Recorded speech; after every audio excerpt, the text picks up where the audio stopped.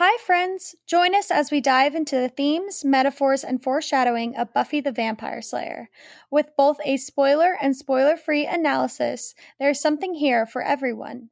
We are your hosts, Leah, Sarah, Tabby, and whether you're a new viewer or a longtime fan, welcome to Becoming Buffy.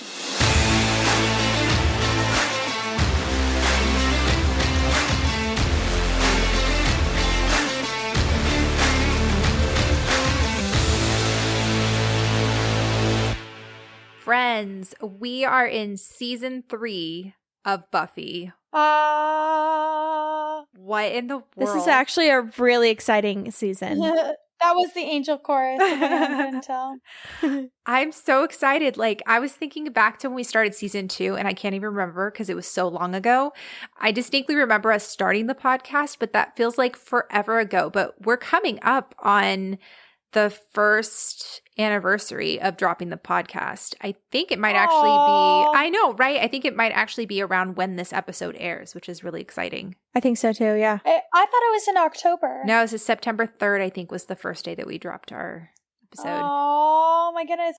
I'm so excited. Season 3 is good. You can definitely tell that it's been a year considering, I definitely hope you can tell that it's been a year because I feel like we are definitely a lot different than what we were at They're the like, the beginning. quality is gone to crap. Listen, y'all, let's just say when we first started, we really did not know what we were doing at all. We still kind of don't know what we're doing. What are you talking about? No, I'm so excited. Season 3 is just a fantastic season. I think it's a fan favorite. It's very consistent. It's my favorite. It's very even. It introduces some really great fan favorite characters, storylines, arcs. Oh, it's just so good. It's when the show just really hits its stride. So I'm so excited. Season 3 is amazing. I love it. It's my favorite. You sound like John season. Ralphio from Parks and Rec. This season opener, I don't know what it was. I think it was just the fact that it was somewhere else other than Sunnydale for Buffy. And so I was like, oh, I don't really want to see Buffy in like LA. And so I'd like skip it. Not that I didn't like it. But then like when I had to rewatch it twice last year with different family members, I watched the episode and I was like, oh my gosh. Like, I think I was telling Leah earlier because I wrote down so many notes about it because I always loved the metaphor of this episode, especially with where Buffy's at in her life right now. But then hearing all the dialogue and then the similarities between Lily and Buffy, it just like, this episode is really, really good. Like, I feel like it's one of the tightest metaphors we've seen, in my opinion, so far in an episode. See, Yeah. I'm opposite where somehow I ended up watching this episode like a trillion times. Like I literally could probably recite this episode scene for scene because I've seen it so many times. No, you I don't know how. couldn't. No, I couldn't. That's me being dramatic. But I have seen it a lot. But I love it. Like every time I watch it, I'm still interested. As I was analyzing and stuff too, I was like, I didn't realize how much this episode deals with what happened in Becoming Part 1 and Part 2. Obviously, we know Buffy's dealing with the fallout, the PTSD, and the despair of what happened with Angel. But I'm realizing that there's so much more that's going on as well. And I was like, this is so good. And we've talked about it before. I think I brought it up in Lie to Me, which was the 7th episode of season 2, how the first 6 to 7 episodes of each season deal with the aftermath of the season before, which I absolutely love. And then the 7th episode is the turning point of the season when you start to reveal, okay, we're moving on from that. Now we're going to reveal sometimes the big bad, sometimes new characters, whatever it is, it's the turning point for the season. And then last season it was Lie to Me, and so I don't know what it's going to be for this one, but it's exciting just to kind of like, we're back to the beginning again of season 3, and we're going to be working through the ramifications of season 2, which I think is much needed because what we just saw with Angel dying and Buffy getting kicked out of school and her house and all that stuff, we need to talk about that, you know? So in our spoiler sections, we've been kind of talking about the themes of each season. We decided to kind of incorporate that into our spoiler-free section as non-spoilery as we can. So we talk about in season 1, for us, the theme of season 1 is acceptance. Buffy accepting that she is a Slayer and accepting that role. She's been she's been really wrestling with her role as normal girl and Slayer, and she kind of does a little bit in season 2. And then season 2 was becoming, it was this idea of, okay, you're choosing to accept your role as Slayer. Well, now you got to accept that that's a part of you. You're not just human, but you're also Slayer. So I guess a little bit of acceptance, but also just like becoming for so many other characters. And then for season 3, our arc for it is going to be choices. This is senior year of high school. There's going to be a lot of decisions and choices made for each of the characters. And as we go along with each episode, we'll kind of unpack that a little bit and talk about specifically what choices are being made, and how they're being made and stuff. So the consequences of choices. As you come into yourself and come into your age, like you have to realize, okay, I'm going to be an adult, and making big decisions means having to own up and be responsible for my decisions. Yeah, and definitely for those of you who have seen the show before, let us know what you think the theme of season 3 is. I'm always like curious to hear from other people. And obviously like choices is very broad. I think there's several other themes that fit within that category as well. And it's just going to be really fun to talk about as we go along. So, all right, let's jump in. So season 3, episode 1, Anne, written and directed by Joss Whedon, which I really love that Joss, with the exception of season 1 premiere, writes and directs all of his premieres and finales, which I really, really love because I think that he has the best idea of what's going on inside of his characters' heads. And so he just it sets the tone for the episode, and I just love it. So where season 1 was just finding its feet and figuring out the characters, and season 2 was figuring out its themes and where it wanted to go, season 3 is when the show just really consistently hits its stride. It's like it ironed out all the kinks in season 2, and season 3, with the exception, I think, of like one episode that's like not great, all of the episodes in this season, I think, are just like absolute hits. Season 3 is a fan favorite and is pretty universally hailed as the tightest and most consistent season of Buffy, maybe with some competition from season 5. It becomes even more serialized, and every single episode is intentional and purposeful. It's typically seen as less emotionally impactful because it has a lot of themes and a lot of things going on versus season 2. And a lot of writers actually have a lot of quotes and stuff where they say that because Leah's giving me stink face. I guess my thing is like, absolutely, yes, there's other impactful seasons and stuff, but I think at least when I watched it, season 3, like there was so much that happened at the end of season 3 that I took a break watching the show after season 3 because I emotionally could not handle it. So to hear like other people say like this is not the super emotional season, I'm like, liars, dead liars.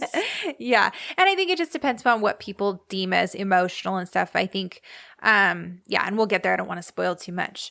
All right, so I'm going to read a couple quotes from some writers and stuff about season 3. So Joss says, "Third season proved that there was a life after Romeo and Juliet. How do we keep this fresh? Knowing that we had a countdown on high school stories when we'd only been in high school for 2.5 years.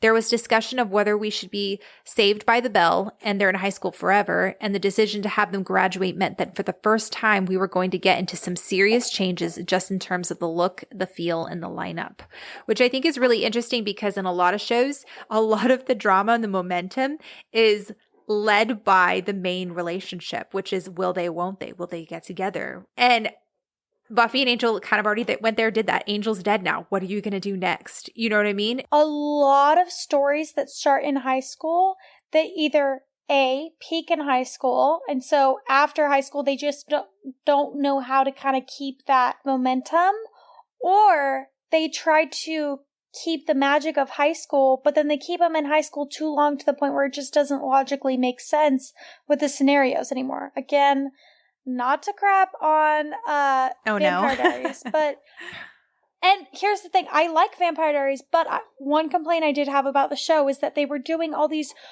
crazy supernatural things and blood sacrifices and all this stuff, and then they're like, let's go take our junior year finals. Like, it was like but it was for seasons. I think it was like 4 or 5 seasons they were in high school. I don't remember. I was like, what the heck? Like, when are these fools going to graduate? Like, it just... And obviously other shows do that too. I mean, as much as I love Gossip Girl, it definitely feels the most like Gossip Girl when they're in high school. When they go to college, it doesn't have the same feel. It's still good, but it doesn't have the same feel. So I think that I like that they chose to kind of keep it a normal 3 seasons of high school. And, we'll see how they transition into college and stuff, but... Yeah, it's kind of cool that Joss is not afraid of change, and he's not afraid to push his characters and his storylines. And I think it's also cool that they decided to keep Buffy in real time. So like when they decided to take a break for the summer, they would come back in the fall and they'd start airing in the fall. And so the people that were watching along felt like they were living life right alongside with Buffy and their friends, which I thought was kind of cool. So David Fury says, there was a change between season 2 and 3. It was kind of that fractured quality. In season 2, it didn't seem to be quite coming together yet, and suddenly, and a lot of it was because of the Angela story, by season 3, the show was so clearly defined. The staff seemed much more relaxed. There was a little bit more confidence there. Jose Molina says this. He's the executive story editor for Firefly. Buffy started out very much monster of the week. There were definitely instances in season 1 and 2 of Buffy where you could watch an episode not having any idea of where the serialized story was and walk away having enjoyed it. Starting in season 3, it became the first season where if you missed an episode, you were missing something. The show evolved kind of naturally into an 80-20 monster ratio of the week to being more 50-50. The network wanted monster of the week and something that people could pick up without having seen anything else, and that honestly didn't work. And then Sarah Lemelin, who's the author of It's About Power, says another relatively unused television tactic that the show helped promulgate was the use of long story arcs.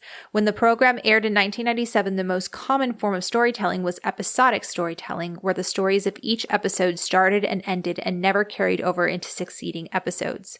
While Buffy was not the first show to break this standalone episode format, it was one of the few shows in the late 1990s that consistently used long arcs successfully with its big bad evil plans of the season.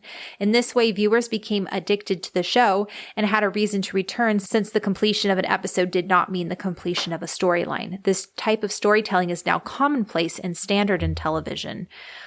So it's just kind of neat how you're watching it evolve. Like, it's becoming episodic. They're starting to do like overarching arcs. It's interesting to like hear about the response of the network, which is like, hey, no, we want to do reruns, and we can't do reruns if we're just showing. Like, we want standalone episodes that we can show that people will get hooked, because like the old viewers keep coming back, but we're not getting newer viewers as probably fast as they want to, because you have to watch every single episode in order to understand fully what's happening. And Joss is like, you're hemming me in, man. Like, I can't tell my stories well if I have to keep it to just single episodes. Which is just so funny, because if Buffy wasn't a huge overarching story, A, it would not be as good as it is, but also B, like, it would not have developed the fan base that it did, because everyone was so hooked by the overarching story that they tuned in every single week. That's really funny that you say that, Leah, because my next quote talks about that. It's called tribalism. So Steve Biodrowski, he's the editor-in-chief of Sin Fantastique. Buffy was definitely part of a trend toward what I would call tribalism, in which popularity was dependent less on churning out great episodes than on using continuing storylines to hook viewers who began to see themselves as insiders who got it, while everyone on the outside was hopelessly out of it. And I think that's kind of why Buffy has such a cult following too, to this day, because you really have to like watch the show in maybe not necessarily order, but you kind of like, when you do, you understand it a little bit more fully than if you're just an outsider watching it, because you understand these characters' underlying motivations. Well, and we see that now with certain shows, like, I think in the, like, early 2000s, like, kind of mid-2010s, we saw that kind of skyrocket with shows like Supernatural, Doctor Who, Sherlock Holmes, like, shows like that where, like, the fan bases became pretty much like a cult following, because it was like, it almost made you feel like you were a part of something that other people weren't, because there was this huge overarching story. And I mean, I think that's huge now, especially in like sci-fi fantasy shows is like kind of creating this world for the viewer. Dang, Leah, you keep taking all my stuff. But yeah, you're absolutely right. You can kind of see where this is going. And then Thomas P. Vitale talks about how he says, Buffy broke ground in serialized television, especially for television aimed at a young adult demographic, which previously hadn't been offered many continuing stories. It can even be said that Buffy paved the way for all of the serialized superhero shows currently finding a teen and young adult audience on the CW. And like those CW superhero shows, Buffy appealed to both fanboys and girls as well as the general audience. And from a demo perspective, Buffy appealed to teens and young adults, but also to a more mainstream older audience. So it's interesting, like how Buffy really appeals, and we've talked about this before, to a very large demographic of people. And so I think that's partly why the networks kind of did let Joss do his thing, because they were like, hey, you're still pulling in the numbers, so keep doing what you're doing. I also think it's funny because like how they were all apprehensive of like leaving high school and stuff. If the show hadn't had left high school, it would not reach the same amount of people that it does now. Like, Yep. It reaches such a large audience and such a difference in age groups and stuff because the show left high school and it became more about a coming of age story rather than just a high school story. Oh, absolutely. Well, and it would have completely outgrown its audience. You know, the audience continues to move on and go, but then, you know, Buffy's still in high school. Ugh. My dog is chewing again. Just ignore the sound. So what do you guys think are the themes for this episode? I'm curious what your thoughts are. I think at least the main theme that I picked up was just kind of mourning and loss. And we definitely see a lot of similarities between Lily/Anne's character and Buffy, and just how they both kind of have to mourn a lost loved one in this episode, and just how they both kind of have had to handle it, and the difference between someone who, you know, hasn't really been forced to grow up yet and someone who is forced to grow up at a young age. But I think that mine was just kind of mourning, seeing that in different people. Yeah. I see the themes of despair and a search for hope. It's also about identity, which is a huge part of adolescence. And it's going to be a huge part of this season, I think, because, I mean, you're trying to figure out who you are right before adulthood. Who are they? We hear that question back in Becoming Part 2 and Becoming Part 1, Whistler asks, who is Buffy? Who is Angel? And we had the resounding me as Buffy catches the sword. And here we are, you know, season 3, episode 1, we're being asked, who is Buffy? You know, continuing to ask that question. It's also really interesting. A person's name is their identity. And in Buffy's case, her name is also a symbol of hope because she's the Slayer. That's why she changes it. Names mean a lot more in other cultures, and I feel like it's something our culture has really lost. We kind of just name people based upon like how well we like the sound of the name. But I mean, I think about, you know, indigenous people, and even like a lot of ancient cultures would name their child sometimes not up until a year or two after they were born, because they were like, we want to see the personality of the child, and like there's going to be some defining moment that defines who they are, and that's what we're going to name them. And so I think I like how in this episode, like, names have meaning. It defines who you are. This episode shows a lot of Buffy's grief and despair, how she's frozen in place because of it, and this is symbolized by time moving in the Hell dimension. Passion of the Nerd said something really great, and I think it sums up the episode. It's, hope is the line between grief and despair. And so if you're despairing, you don't have hope. If you're grieving, you still have hope. And I think when we see Buffy at the beginning, she's despairing and she needs to find that hope again. Little behind the scenes facts. Michael Gershman, the director of photography, said this is his favorite episode, which is really cool. And Michael Gershman, we've talked about before, he's the guy who directed Passion, but he also kind of was like a surrogate father to Sarah Michelle Gellar. He walked her down the aisle on her wedding day, which I thought was really sweet, and did the first dance with her. Oh, what? Yeah. That's Sweet. so cute. I didn't know that. Yeah, he was kind of like her father figure. Isn't that adorable? Oh. Wait, is he the one who passed away like last year or 2 years ago? Yeah, he passed away a couple She posted about years. somebody that she like was really close with. I don't remember when I he think passed she away. posted pictures on her wedding day. Yeah. It was a couple years ago. I know who you're talking about. Dang, I didn't know that he like was a part of the show. That's really sweet. Yeah, it's really neat. And then a couple of writers and behind the scenes people were shuffled around in this season. So David Greenwalt was promoted to co-executive producer. Marty Noxon is now co-producer. And we have two new writers, Jane Espenson and Douglas Petrie. They're both promoted to executive story editors and writers, which I'm really excited about because both Jane Espenson and Douglas Petrie write fantastic episodes. There's a couple of changes to the episode visually, too. I don't know if you guys noticed, but we now have the new remastered version of the theme song. It's a lot smoother. It doesn't go off tempo. It just sounds a lot cleaner and more polished. Also, the font for the Buffy title is different. I don't know if you guys noticed this, but for seasons 1 and 2, we don't have the iconic Buffy font, the goth font that we all know and love. It only comes up in season 3. They completely redid it. So the next time you watch— Wait, really? Yeah, the next time you watch the openers, go back to like Becoming Part 2 and look at the opening credit, and you'll notice that Buffy looks different. And then when you go to look at season 3, the Buffy is the iconic goth. Isn't that crazy? Yeah. That's a Mandela effect right there. I swear on my life, it has always been the same font. No, it hasn't. Yeah, I'll post a picture on Instagram too. I think it's really interesting. All right. If I remember correctly, every season opener -1 starts out in a graveyard. Yes. Yeah. The only one that doesn't is the first episode of— it's like the season 1 pilot. Oh, so it's from 2 to 7 then? All start out in graveyard? Yeah, because 2 starts out with Xander and Willow walking around playing the name or the I forget what game it is they're playing. The movie. Yeah. Yeah, the movie game. Oh, gotcha. Movie trivia one. Yep. So every single Gotcha. season premiere starts out in a graveyard. Dang.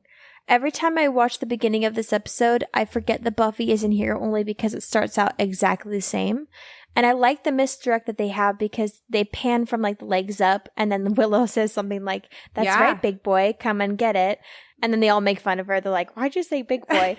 But I think it's cute that the whole gang is sitting there and they're trying to like kind of fit in the shoes of Buffy. And it really goes to show just how much like strength Buffy has, because they mentioned later on that they keep losing like half the vampires, that there have been a ton the past few weeks. Well, they also talk about how they've taken for granted her punning. And I was like, I think that's also supposed to be kind of like a metaphor for other things too. Like they've taken for granted Buffy just in general as well. Like the fact that she is strong and capable and also funny at the same time. Yeah, like in her personality too, you can tell that they all are like just missing her. They even mentioned like, oh, like school's starting tomorrow. They're like hoping that she shows up even though they haven't seen her or have heard of her in a long time. How long has Buffy been gone? I know she's been gone for summer, but when she left in season, I swear, sorry, the only reason I'm on this podcast is because I literally sound like an idiot half the time because I forget everything. I like pretty much play the role of like the first time listener. Anyways, Leah actually mentioned that the other day because she had a question.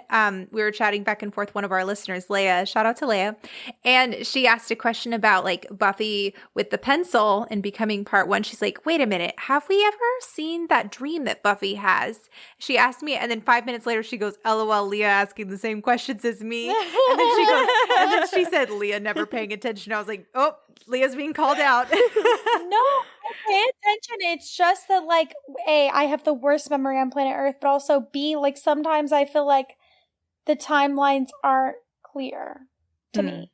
To me. Because I know. Because last time, proving I pay attention, the last episode, like, Buffy was supposed to show up for school and she never did. So we know that Buffy left during the school year. Yeah. And now it's a new school year. So I'm like, we know she's been gone for at least summer, but it's like, how much of last school year did she Do you remember miss? what was happening that last week before she It was left? during finals. It was finals. Finals. Yeah. Gotcha. So it was literally the last week. Yeah. Yeah. And it's Okay, like the makes night sense. before. Yeah. Yeah. So she's The been gone entirety like, what, of the 3 summer. months? Yeah, Mhm. probably 2.5 months or so, something like that. All Also, right, makes sense. I wanted to point out that the fact that Oz is in this opening scene and we see that he's in the credits gives me a lot of hope that Oz is going to be featured a lot more. I think it's really cool that he's out patrolling with them and stuff. He has a lot of dialogue too. I know. I was like, what? I don't think we've ever heard Oz talk this much before. Mm-hmm. But it's also like, yay, finally, make use of Oz. We want more Oz. Seriously.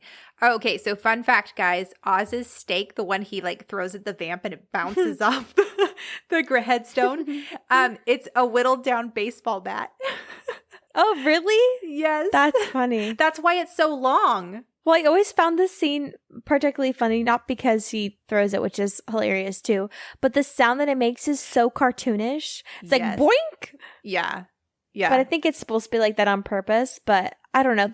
I feel like this opening scene is really like one of my favorite opening scenes in an episode, just because it like hits all of its marks. There's like humor to it. There's like inner motivations, kind of like when I've mentioned in the beginning, like Xander mentions that he like is excited to see Cordelia. He's surprised he wants to see Cordelia. You see Willow trying to kind of like not mention the fact that Buffy's been gone. She's like, oh no, past tense rule. You see Oz kind of sitting there knowing that he's going to be at school tomorrow, and he's like, oh, big day tomorrow. Yeah, not telling Willow that he's going to be at school, just like shows up. I know. Oh my gosh. And then I think it's cute because having to like write down a lot more for each episode as like the podcasts go along, you pick up a lot of small things. Like I think it was Oz, or no, it was Xander. He's like, first of all, what was with the acrobatics? And they're like, oh, wasn't, and I forget the guy's name. They're like, wasn't blah blah on the gymnastics team? And then he's like, that's right, cheater. But it's funny, but then it's also sad because you think about it, you're like, oh, they know these people. They used to be friends with them. That's what I thought. They're just like not even sad at all. They're like, oh yeah, there goes Andy Hollick. Like, and there's another one of us that got killed. And they have to kill him. They're like, ah, darn, that's right. We did swim all of our lives together. We did gymnastics. Well, and I think it's funny too, like for the remainder of the episode, they're like after this one vampire, like they're stalking out Andy Hall, like this guy they used to go to like gymnastics with, or like saw on gymnastics team. It's so funny. I do think it's interesting. Like we've talked in the past about Willow, how it feels a lot like when there's uncomfortable things that are going on, Willow kind of like doesn't really want to address it. She kind of like finds other ways to move past it, or even just like the way she's talking about it in this scene, she's not wanting to talk about like, oh, hey, Buffy's not coming back. It's like she doesn't want to face that. And then she says, wouldn't it be great if Buffy just showed up tomorrow like nothing happened? And it's just like another that's what example. she wants. Yes, it feels like another example of Willow trying to suppress, or not suppress, but maybe like downplay other people's pain because it makes her uncomfortable. And it just feels like, I wonder what kind of environment Buffy's going to come back to if that's the mentality and the idea that's going on. I don't know. There were a couple of other things that we'll get to in this episode that she mentioned. And I was kind of like, I don't know that she necessarily wants Buffy to come back for the right reasons, although I know she loves Buffy. Yes. Well, I feel like, okay, you can be selfish in situations and still be a good person. Yeah. But I think that this is very selfish of her. And we've seen kind of snippets of this in the past where she kind of glosses over Buffy's pain and doesn't really give it its due diligence. And I think that like her kind of not wanting to maybe face the music in this scenario and be like, you know what, something is clearly really wrong with Buffy, and if she comes back, I will be here for her, rather than being like, oh, I just want to ignore it and then everything get back to normal. And I guess we'll see what it's like when she comes back. And I hate saying that because it's like, clearly I know what's going to happen. But like, I think that we have seen a little bit of selfishness when it comes to it, because also we have seen Willow in moments where she has been hurt and it feels like she needs validation, very much so. And it's like, I'm not blaming her for needing validation, but then it's like, okay, girl, if you have to have some consistency here. Like if you're going to demand that for yourself over stuff that people can't control, like Xander not having feelings for you, then it's like, okay, if Buffy's going to come back, then, or just like knowing that she's not here right now, you have to have some sort of empathy for her, you know? Yeah. I kind of disagree. I don't think that Willow is at all being rude or anything to Buffy. I think that Willow is processing things just like Buffy is. I mean, their best friend is gone. They went through a pretty traumatic experience, not anything near what Buffy went through. I'm just saying, like, I think that they're all kind of grieving too, because they've had to live the past 3 months without one of their best friends, and then had to take on the role of being a slayer, you know? And so it's like, I don't think that Willow is at all being unkind or selfish towards Buffy, because they all seem pretty gracious as far as like her healing and stuff is. I mean, to be fair, we'll see in the next episode and stuff. But as far as this episode, I really don't think that anyone was being unkind towards Buffy, except for maybe Anne at some points. Well, we're not saying like everybody in general. We're talking about Willow specifically. And we're talking about Willow when it comes to there's no acknowledgement that Buffy left because she's in pain. Like we hear Xander talk about it, which is really good. But Willow is kind of just like, no. There's no way that Buffy won't come back. And like, oh, I hope that like, or wouldn't it be great if she comes back and it's just like it always was. I think that mentality is not leaving room for Buffy coming back as a changed person or as a different person and giving her room and space to like kind of work within that. And I'm not just saying that just based on this scene. I think there's a scene later on the Bronze where Willow's like, oh man, the Bronze isn't the same without Buffy, which again can be taken like, yeah, she can miss her friend and say, hey, the Bronze is not the same without Buffy. But it feels like Willow kind of filters everything through how it affects her. And we've seen that like in, I Only Have Eyes for You when she's like, hey, Buffy, like, you've been kind of bummer, Buffy. Like, you're not hanging out with me. Like, kind of get over Angel. So at least, and again, it could be me projecting, but I'm seeing a pattern of Willow where it's like she kind of wants people to get over things and move through things faster than I think they're ready for. Yeah. I mean, I see what you're saying. The way that I see this episode is way more of just a friend who misses her friend and is reminiscing on what it was like when she was there. Yeah, and that's fair, and that's true, kind of too. all I really read it as. Yeah, and I think it can be both those things. I think I just see something else in there, too. But again, I tend to like look into things a little bit too much, too, so I could be reading into it. And I think it's hard, too, since we've seen the show. And I think there'll be a little bit more of examples of this later on. And so this next scene at the beach, I think this scene is weird to watch only because we've never seen Buffy at the beach before, but I think that's supposed to be on purpose because Buffy is just, I think she's romanticizing and longing for a normal relationship with Angel, but then also reminiscing on having Angel around. I think you lose like grip of reality, and then when you're dreaming about someone you love, it's like, I don't know, it feels very not Buffy. And I think it's hard and sad to watch because it's like, oh, like she never got this, you know? It's interesting because he's wearing a lighter shirt and he's in sunlight. Yeah. It's just very weird. Mm-hmm. And we have seen Buffy at the beach, but it was at night. It was in Go Fish. Oh, that's right. Yeah. Yeah. But I mean, we also felt like that was weird too. We're like, oh, they're at the beach. Mm-hmm. And it's interesting that Buffy chooses the beach as kind of her happy place, as the place that she goes to with Angel. He's also wearing his Clawdaw ring, and you can hear the Angel theme like underneath the piano score. It's really beautiful, and it happens as soon as he puts his arms around her. It's really beautiful. How did you find me here? If I was blind, I would see you. Stay with me. And then Angel says, forever. That's the whole point. I'll never leave, not even if you kill me. Aw. I think she just needs to hear that. Like, this whole scene is something that she really longs for, and it just makes me sad.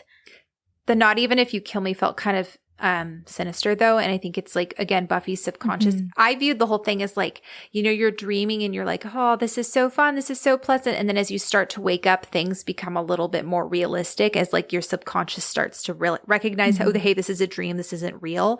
And the fact that Buffy wakes up right after, it makes it feel like she's dreaming. She's in a happy place. But then hearing not even if you kill me is her body telling her, hey, we're waking up now. This is reality. You can't just escape. Yep. But I also think it's usually the parts of the dream that you remember the most are the ones that you had right before you woke up.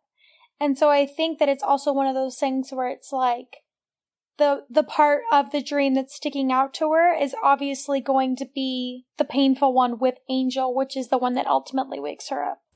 Well, and it's super interesting because the ocean sounds sound a ton like the traffic sounds outside her window.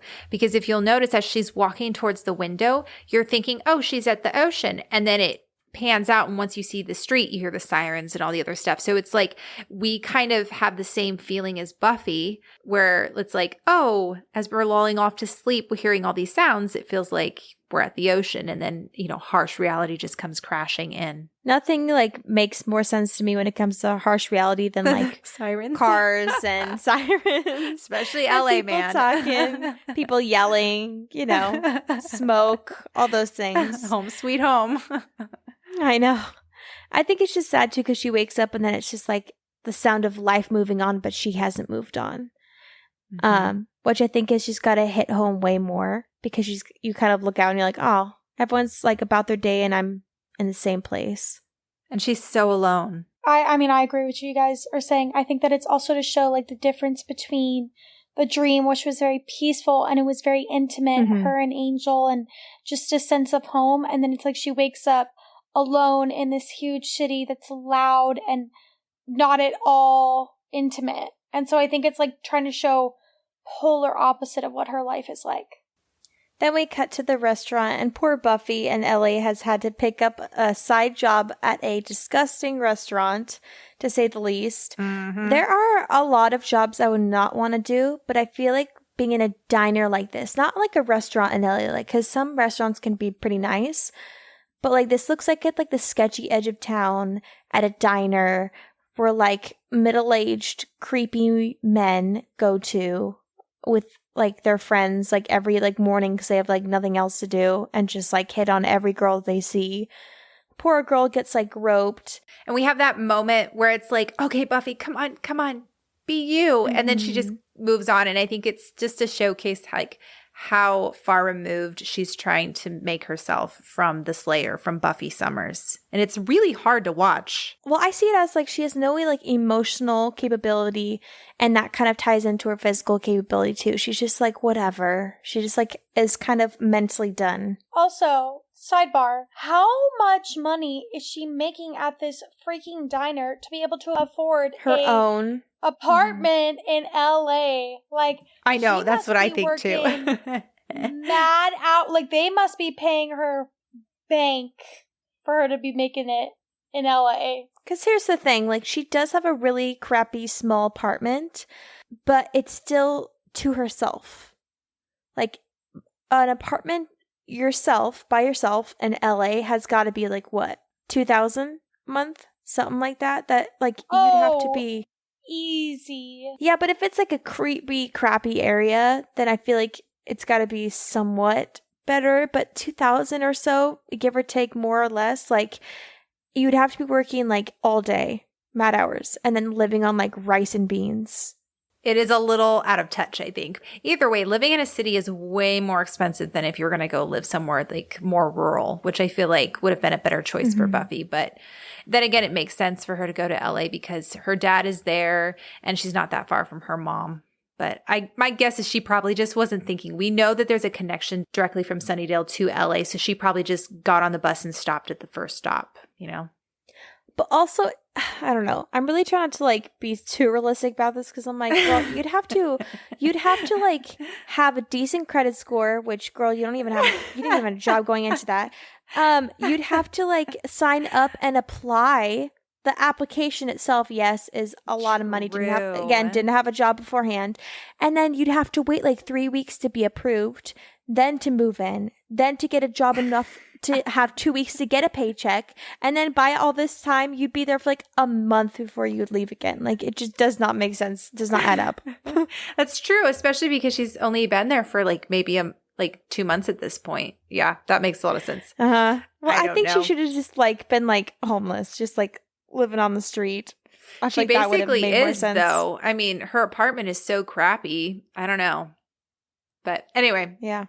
I don't know. Anyway, so she runs into Lily and Ricky, and this is that we find out Chanterelle from Lie to Me, which I didn't even recognize was her, honestly, the first couple times I watched this episode. Didn't even put two and two together, just because she looks very different. I think there's some obvious parallels. They show them the tattoos, and she's like, oh, that's really permanent. And then he says, Yeah, forever. I mean, that's the whole point. And you see her face just kind of like shrink. Lily obviously recognizes her. Well, and that's the exact same thing Angel had said, you know, forever. That's the whole point. It's almost word for word. And you could tell like Buffy's clearly very triggered by it. But I think that it's really interesting, the whole idea that they tattooed each other's names, because I talked about earlier how names is very significant in this episode. I mean, it's called Anne. Buffy's literally trying to run away from her identity. And here we have Lily and Ricky. Who knows if that's Ricky's real name, but we know that that's not Lily's real name. She is letting Ricky name her, and then they're tattooing their names. So it's like this idea of like their identity is so wrapped up in each other. And I think it makes for a really interesting concept of so much of season 2, Buffy's identity was wrapped up in Angel, at least for the first part of season 2. And she kind of had to learn to grow on her own in the second half of that. And so it's interesting kind of watching, I think in a lot of ways, Chanterelle / Lily is a more extreme version of Buffy. In this episode, she's supposed to kind of be a parallel of Buffy, as you've mentioned, Tabs. And so her and Ricky's relationship is very almost codependent in a lot of ways. I'm not saying Buffy and Angels is, but it just makes for like a really interesting question to ask. Like, okay, now that Angel's dead, like what does that mean for Buffy? Like how is she going to move forward with that? But yeah, I don't know. I just think it's really interesting, the whole name concept and stuff. Mm-hmm. Yep, and then Buffy, like Sarah said, is very triggered. She goes and tells her boss that she doesn't feel good, so she goes home early, which financially, girl, you shouldn't be doing that. Tabby's like, we've already established, not a good idea. And then we cut to the library, which this scene is very odd because there's like dozens of people in the library. Yeah, that too, I was like, yeah, it feels so weird to see so many people in the library. I was like, this is off-putting. Well, it's weird, too, to see Giles actually being, like, a librarian. I'm, like, checking out books. I'm like, ugh. Leah's like, get out of my library. I know. I mean, this is the only time it kind of makes sense because it's the beginning of school, so everyone's trying to get all of their books and check them out or whatever. But poor guy, you could tell that he has, like, a bajillion thought processes at one time. He's, like, trying to check out books. He's thinking about Buffy. He sees Willow asking her about slang. Like, there's just so much going on with him. And then Willow runs into Cordy. Cordy's complaining about a fancy resort that she was in throughout the summer. My goodness. First world problems. And then she goes out and has this sweet little moment where she's like, do I look okay? Like, how's my hair? She's like asking, she's like, oh, I hope he didn't forget about me. Like, did he meet anyone? And then she's like, oh, but there's only monsters here in Sunnydale. But then again, he's always been attracted to monsters.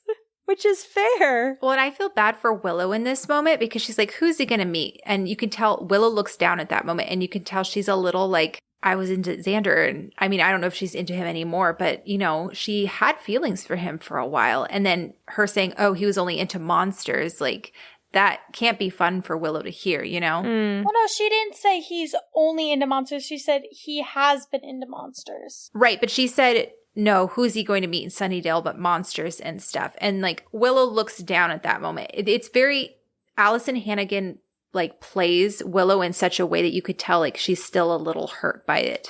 It's really interesting. And here's the thing about this situation with Cordelia. I think that she was valid in being hurt initially. I think I just get kind of a little bit frustrated because I'm a girl, you're dating somebody. Like, I don't know.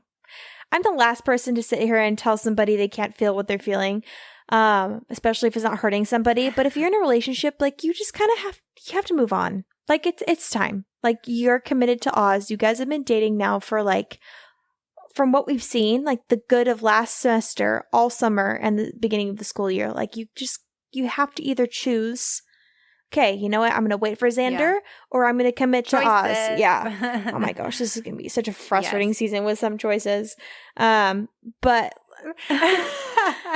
this scenario, I'm like, girl, like, no, I'm sorry. Like you can't be hurt by that anymore. That was in the past. You're supposed to be moved on. You're with Oz.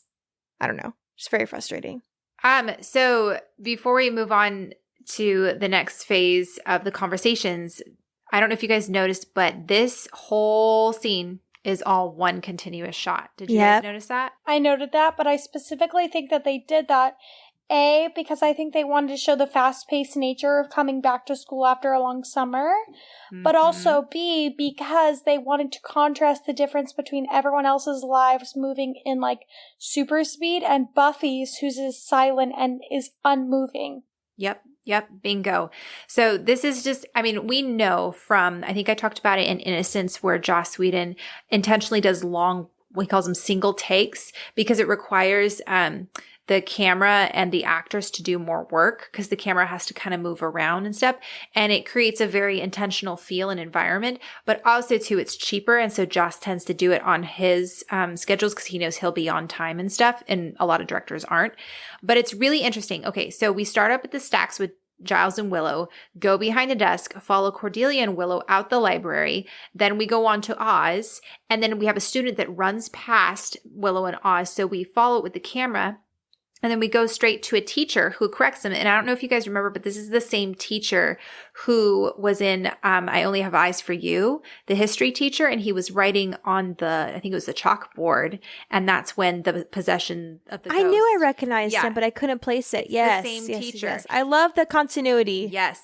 I do too. And they did that intentionally. They put a teacher that's had dialogue before that isn't dead, in there. And then they have, you have the conversation with Larry pops in. You have all these moving things, and we see all of the sets for the school. And the idea is to show like the excitement of everybody being back, the familiarity, the family feel. Like, the scene is almost 3.5 minutes long. That is a long time. It has 6 main actors, almost 100 extras, and nearly 50 lines of dialogue that they have to do in one single take. That is insane.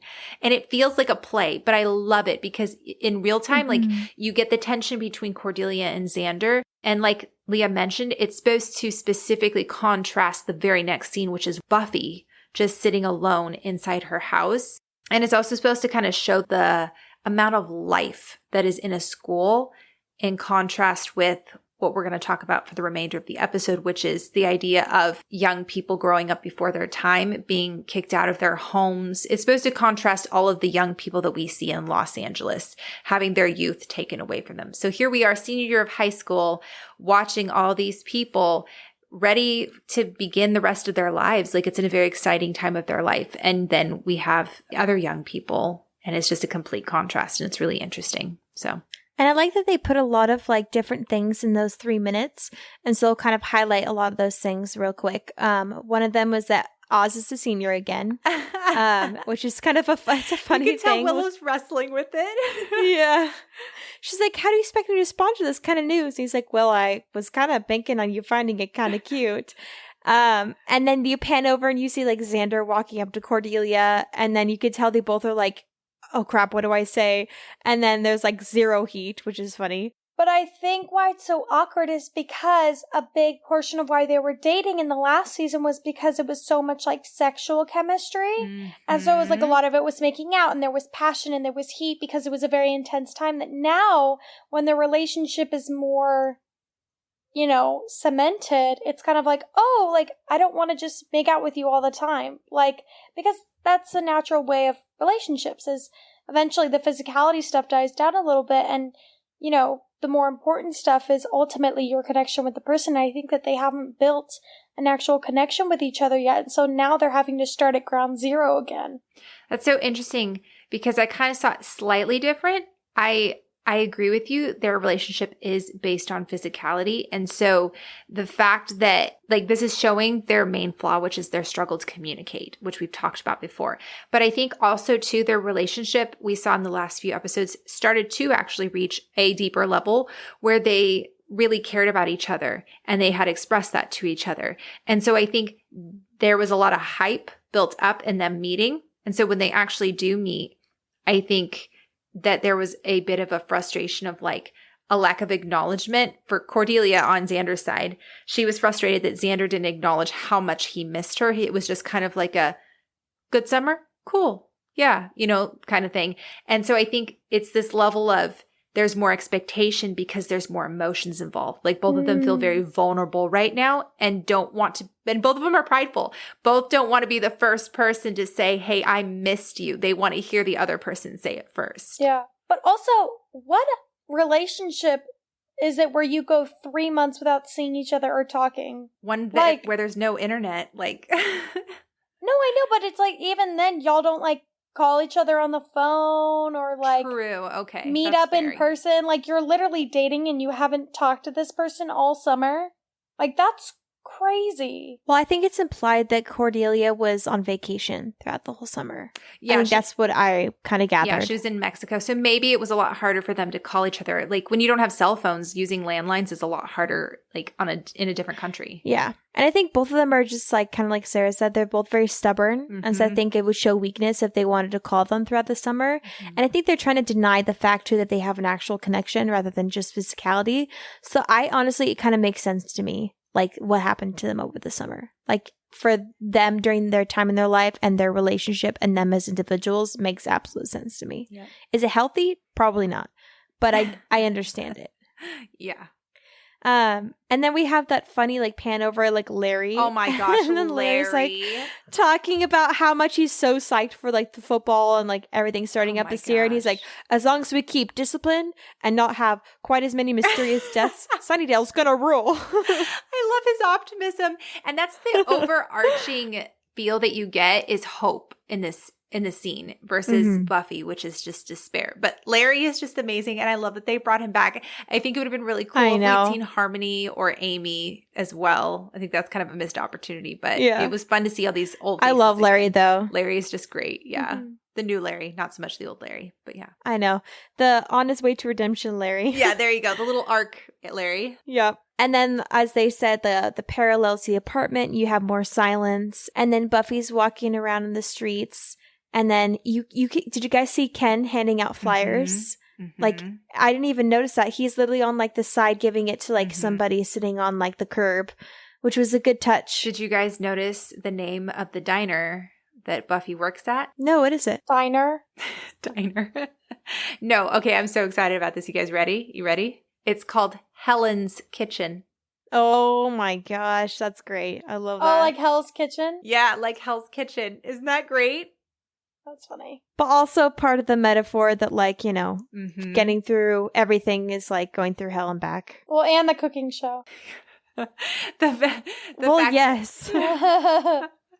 The fact that Buffy's in kind of her own personal hell, the fact that the world is still continuing to move on and Buffy's just kind of frozen in place, it shows that she's just in her own That's the biggest metaphor in this. Yep. Metaphor and then, you know, an actual reality that she went through. Yeah, exactly. It's really interesting because I keep thinking about, so I think one, it's very interesting that they brought Chanterelle / Lily / Anne, girl has so many names, back for this episode because the episode that she was in, Lie to Me, Buffy says something very important to Ford. She says, you have a choice. You don't have a good choice, but you have a choice.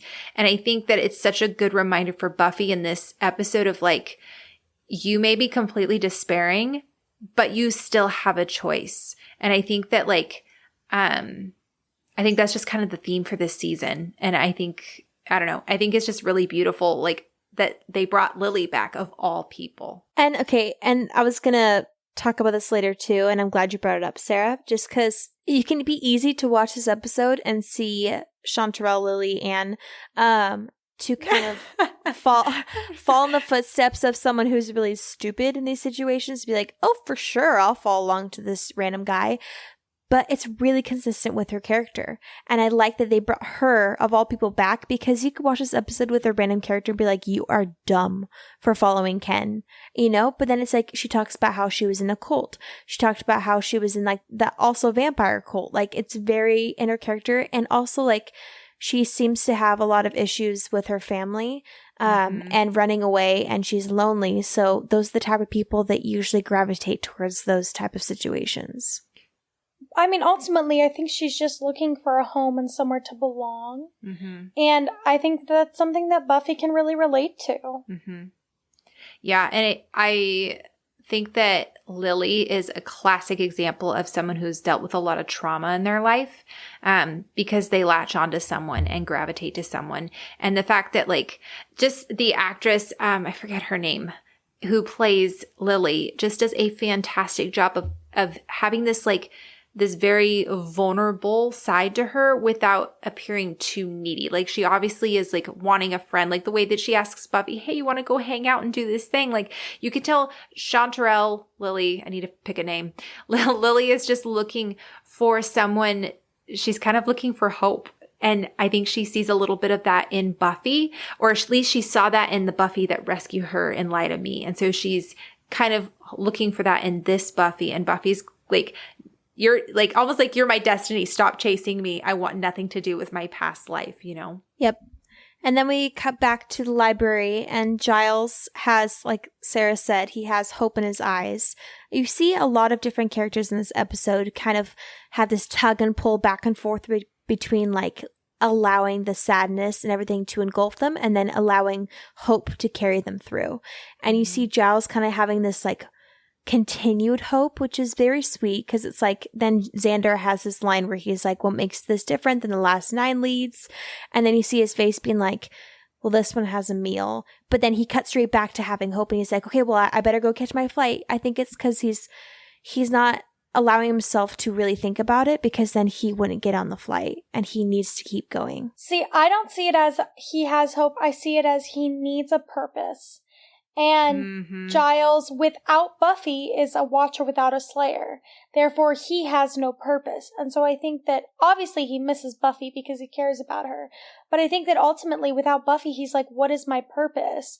And so trying to track down the Slayer as a Watcher, I think logically makes sense to him. So it makes him feel like he's of use. Yeah, I think it's a mixture of both those things. I think you're spot on, Leah. We watched Giles kind of flounder around with Buffy as an unusual Slayer. And I think in this instance, it's like, okay, if I don't have a Slayer, then who am I? Which I think is a really interesting question to ask. Also, I do want to give Xander props for saying to Giles, like, I hate seeing you hurt and so disappointed every single time. I thought that was a really especially tender moment for Xander. And then also when he says, you know, I think he'll find her when she wants to be found. Yeah. I think Xander has some intuitive moments. I think he is understanding that Buffy obviously is staying away because she doesn't want to be found. But I think that's really kind of a rare moment of brevity from Xander, where he's not like condemning someon for their feelings. I will say maybe it's just the evil in me, but I do think that partially selfishly, Xander, for as much guilt as he feels with Buffy, I think that part of him kind of doesn't want her to come back, because the longer she's gone, I feel like the less guilt he feels because she's not right there and her pain isn't directly in his face. And so I think that in his mind, too, it's like the longer that Buffy's gone, the more likely she is to forget what happened. See, I see it differently. This is why I love having a podcast with 2 different people. We can have different opinions on situations.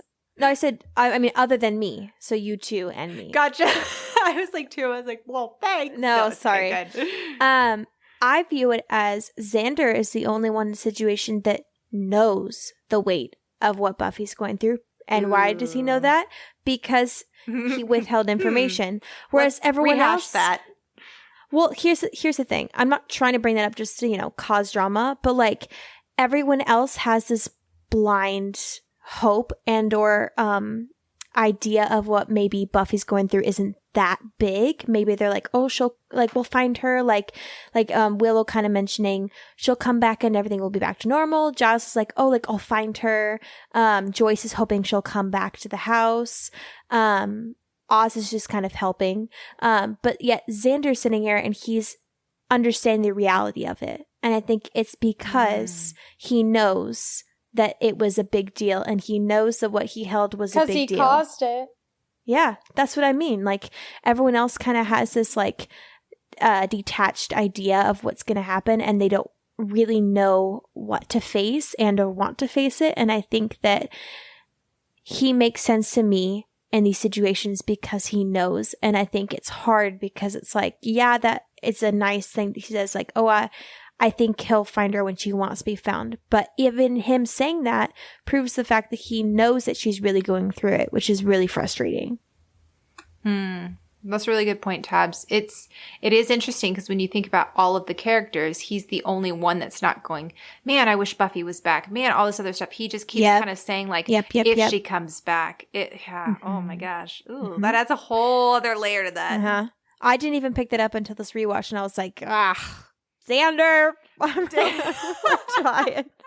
Yeah, I know. We're really trying so here. Hard to give you the credit, man, but you keep making it so hard. Oh, gosh. I had to get glasses to see your perspective.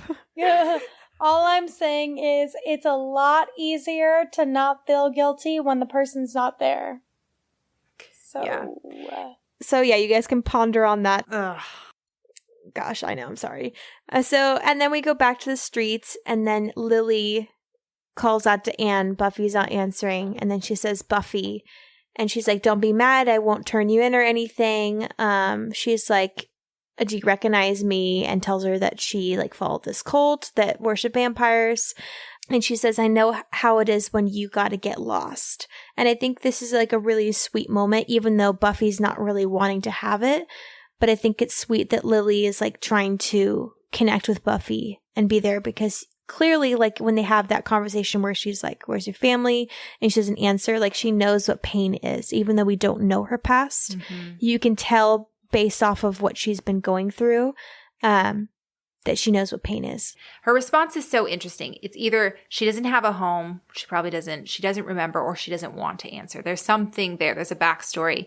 And Buffy saying, I like Lily, and her saying, it's cool for now, shows that Lily's still searching for her identity. She still doesn't know who she is. And it's interesting to watch Lily looking for her identity in people, in ideas, in so many different things other than herself, and being comfortable with herself. It's like she's not comfortable with who she is, which I think is very interesting, because in a way, she's a more extreme version of Buffy right now, because Buffy's not quite comfortable with who she is either.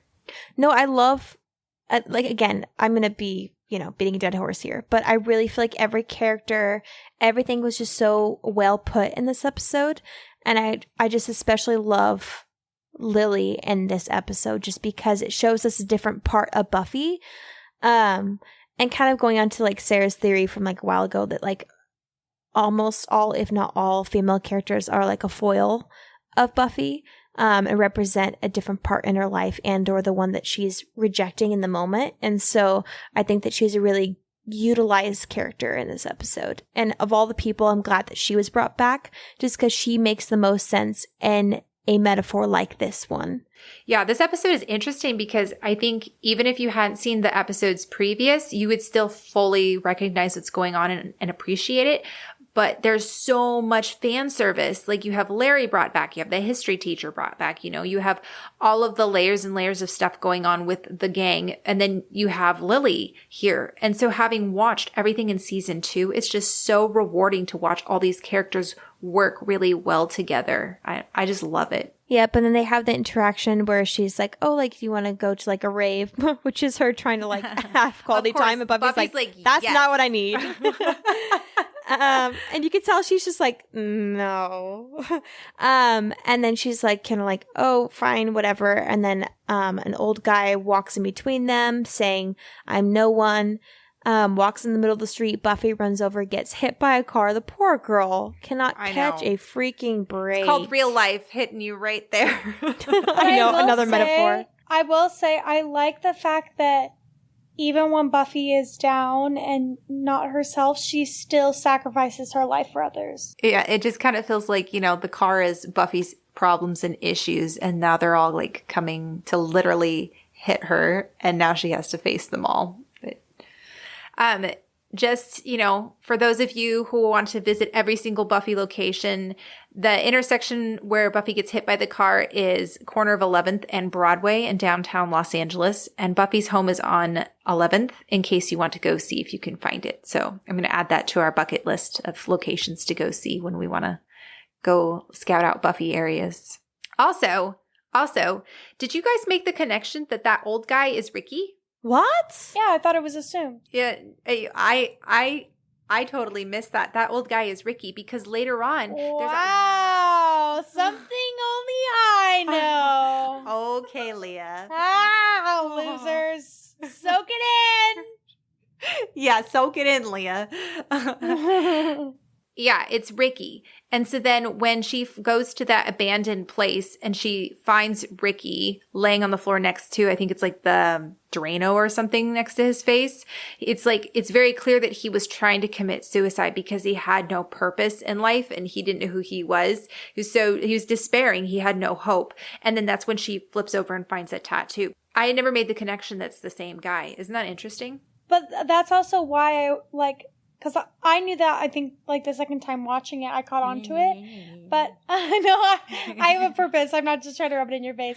But I always assume that's why he says, I'm no one. It's because he doesn't want them to know he's Ricky.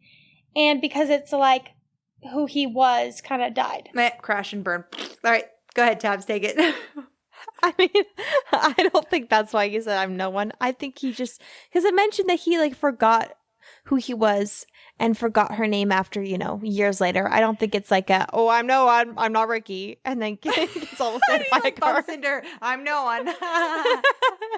She's like, I'm sorry. How many times have you guys watched the freaking show and you didn't know it was Ricky? That's what I thought. Leah's cracks me up in this situation just because it reminds me of National Treasure when like Riley figures out about daylight savings. And he's like this is what you feel like all the time. He's like, let me just soak it in. And they're like, Riley, we gotta go, time's running out, literally. No, okay, so when Buffy's walking past all those people, when I talked about the Helen's Kitchen diner, you hear a bunch of homeless people saying, I'm no one. The idea is they've brainwashed them so much, Ken has, to the point where they literally have forgotten their own names. They've forgotten who they are. So that's what happened to Ricky. He just doesn't know who he is anymore. Yep. And then after Buffy gets like literally pummeled by a car, stands up, everyone's like, are you sure you want to keep walking? You should lie down. Lie down and wait for the ambulance, lady. I know. And then she like runs away from her problems, typical. Mm-hmm. And then runs straight into Ken. And he's like, what are you running to? I guess I should ask, what are you running from? Acting as if he knows her, doing the whole tactic of like, I see you, even though she's manipulative. Like, yeah. Well, she's sitting there and she's like not giving him any time of day. She doesn't want to be around anyone. He says, you're pretty new around here, but you got the look, though, like you had to grow up way too fast. And then he asks her what her name is. And she says, Anne. And again, it's the whole Buffy's name is synonymous with her calling. It's very important this episode. No matter where she goes, she can't escape it. And as people keep asking about her name or calling her by her real one, it's really interesting. Yep. And then he's like, people get old fast here. This isn't a place for kids. And then he says, the thing that drains the life out of them is despair. Mm-hmm. And I really feel like his dialogue here just kind of sums up the episode. Mm-hmm. So anyway, thanks guys for listening. We'll see you next week. You don't need hope and just despair. No, but I really feel like his dialogue is really put in there for a purpose. Talking about how like it kind of sucks out the life of people if they're like growing up too fast, which is definitely what we've seen in Buffy. He wasn't wrong about that. Mm-hmm. Like she definitely did have to grow up too fast, but she's not needing people who don't know her. She needs people around her that she loves and cares for. And so for the difference between Lily and Buffy is that Buffy has people. Mm-hmm. But she's rejecting them at this point, whereas Lily doesn't have anyone, so she'll grab towards anyone. So this kind of conversation would work on Lily, but it doesn't work on Buffy. Well, and it's so manipulative because what he's saying is like half truth.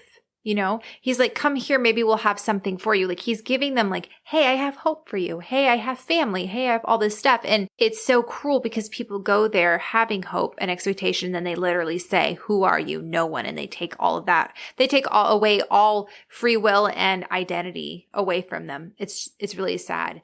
And this montage of homeless young people on the street is so sad, really sad, and it hits really close. Like it feels very realistic. It felt like you're watching an actually like documentary and not just a TV show. Yep. I also thought it was really interesting. They had that non-binary person on the street, and it's very much like this episode kind of ties in very much with Joyce kicking out Buffy and that whole parallel with coming out. I saw huge just symbolism because a huge population of homeless youth is LGBTQ plus like community. being kicked out of their homes and all of that stuff. And I mean, it's just so sad. Like children, literal children being kicked out of their homes to sleep with no home, no family, no anything. And I just think like it's crazy that I caught up on that symbolism too. But it's like for a show that was made in the early 2000s, so like almost 20 years ago now, or over 20 years ago now, like still reigns so true and even more true now. Like that's insane to me. And I think it, I like that they have the subtle payoff, or not payoff, but the continuation of the theme that we had with Buffy being kicked out by her mom, and this idea of like wanting family, wanting security, wanting hope, wanting people to love you, and seeing this so contrasted with all of the young people at Sunnydale who are still at home, not everybody, I'm not going to say everybody has healthy family lives, but they all have some semblance of hope. They're at least not living on the streets. They're at least able to get an education and stuff. So yeah, it's a very powerful moment for sure. This song that plays right here, it's Back to Freedom by the band Belly Love. And I wanted to read the lyrics real fast because I've noticed that in Buffy, the song that plays in the bronze usually correlates super well with what's happening in the episode, and the lyrics in this are really interesting. So it says, I asked myself, why did I come again to find my own way to freedom? And the change is going to come. I'm going to find my way back to freedom. Chained by fear, my keeper was myself, and there's freedom inside. I woke up from a dream. The stars were in my eyes, calling me back home to sail my ship to freedom. And the change is going to come. I'm going to find my way back to freedom. Dang. I never pay attention to the lyrics, but when I do, I'm always like, man, Tabby, you gotta really pay attention. Because it really explains like the whole metaphor of every episode in the freaking song in the bronze. I know. Like, who would have thought? Right. It's so well done. I mean, the whole like chained by fear, my keeper was myself. The idea is that Buffy's literally keeping herself a prisoner because of her fear. It's just, it's crazy. To kind of defend you, Tabs, most of the time you can't really understand what they're saying anyways, because they're all very uniquely vocalized singers. And so even if we did know the lyrics, I think it's gotta be really hard to pick them out in the episode. There's some random songs from different like performers in the bronze or other scenarios and random episodes that are like always stuck in my head. Like there's one in like early season 4, which everyone knows the scene I'm talking about. Oh no. That song is just like stuck in my head all the time. Thanks for ruining my day. Let's move on with this. This episode is happier than that one. And then to tie into that, like, awkward situation. I'm glad we showed up for I know. night. I was about to say. It's like it pans over and everyone's all just sitting there like, well, this is fun. I love how self-aware this show is sometimes. And then they start talking about how they need Buffy to come back. They've been losing like half the vamps that they've been trying to slay. And then Xander looks over at Cordy living her life, being normal, and he's like, I have an idea. Let's have my ex-girlfriend be bait. Oh my gosh. But you know what? Cordy didn't have to agree. And we all know Cordy. She's a strong, independent woman, and she would have said no. Sure. The fact that she did meant she just wanted to be with Xander. Although I will say her dress is gorgeous for one. And I love Oz's dialogue in here when he talks about like how, they're getting into a rhythm of slaying the vamps. And Xander's like, we're losing half the vamps. And Oz is like, yeah, but rhythmically. Spoken like a musician for sure. Oz steals the show every single time he's on the screen. Xander, I know what we need. Oz is like a vampire slayer. Seth Green's like comedic timing is so funny. He's just so on. I just don't know how he does it. I don't know that any other person could have played Oz quite like him. It's just, and it somehow he makes it work. Like, I don't get it. He like does so little and it's so much. There's a bit of dialogue here that was cut out. At least I'm assuming it was in this scene where Willow says, oh, that reminds me. I asked around about Andrew Hollick, our gymnastic vampire. And apparently he used to like to hang out in Hammersmith Park and pick up grills. Or, okay, that could be girls. He's a gymnastics vampire jumping around, like, stealing grills. Oh, my gosh. Anyway, continuing on with depressing night. Oh, I know. It cuts back and forth. Like, this episode is constantly like that, where it's, like, really quiet, depressing, and then, like, loud noise. Everyone's doing so many things. And I like how it does that on purpose. I think that Buffy does this a few times where it's like, oh, Buffy's going through something or a Scooby is going through something, and then they contrast the world moving on. And so I think that's what real life is like. It's like, even though you're going through stuff, life is still moving on, and you still need to keep like going forward, which sometimes is so crippling for people. It's like, you still have work, you still have life. Some people have kids and a family, and they have to get up every morning, and they have to like put a brave face on and keep working at it. And like, I just like how they do that because it's really realistic. So now we're at the house, and I have mixed feelings about this scene. And hear me out. Okay, I'm listening. Similar to the Becoming Part 2 ending scene, I think that she's valid in some of her points, but she takes it a step too far. And over the past couple of years, I've realized that a lot of people don't like Joyce that much. And then rewatching it, I don't think that she's a bad mom. I do think, however, that there are situations that I understand people's frustration with her about. And I 1000% understand this situation. I understand people from both perspectives. I think that it's not as black and white as people try to make this scene be. I feel bad, Joyce, in the beginning because you see her kind of having hope when she hears a knock on the door.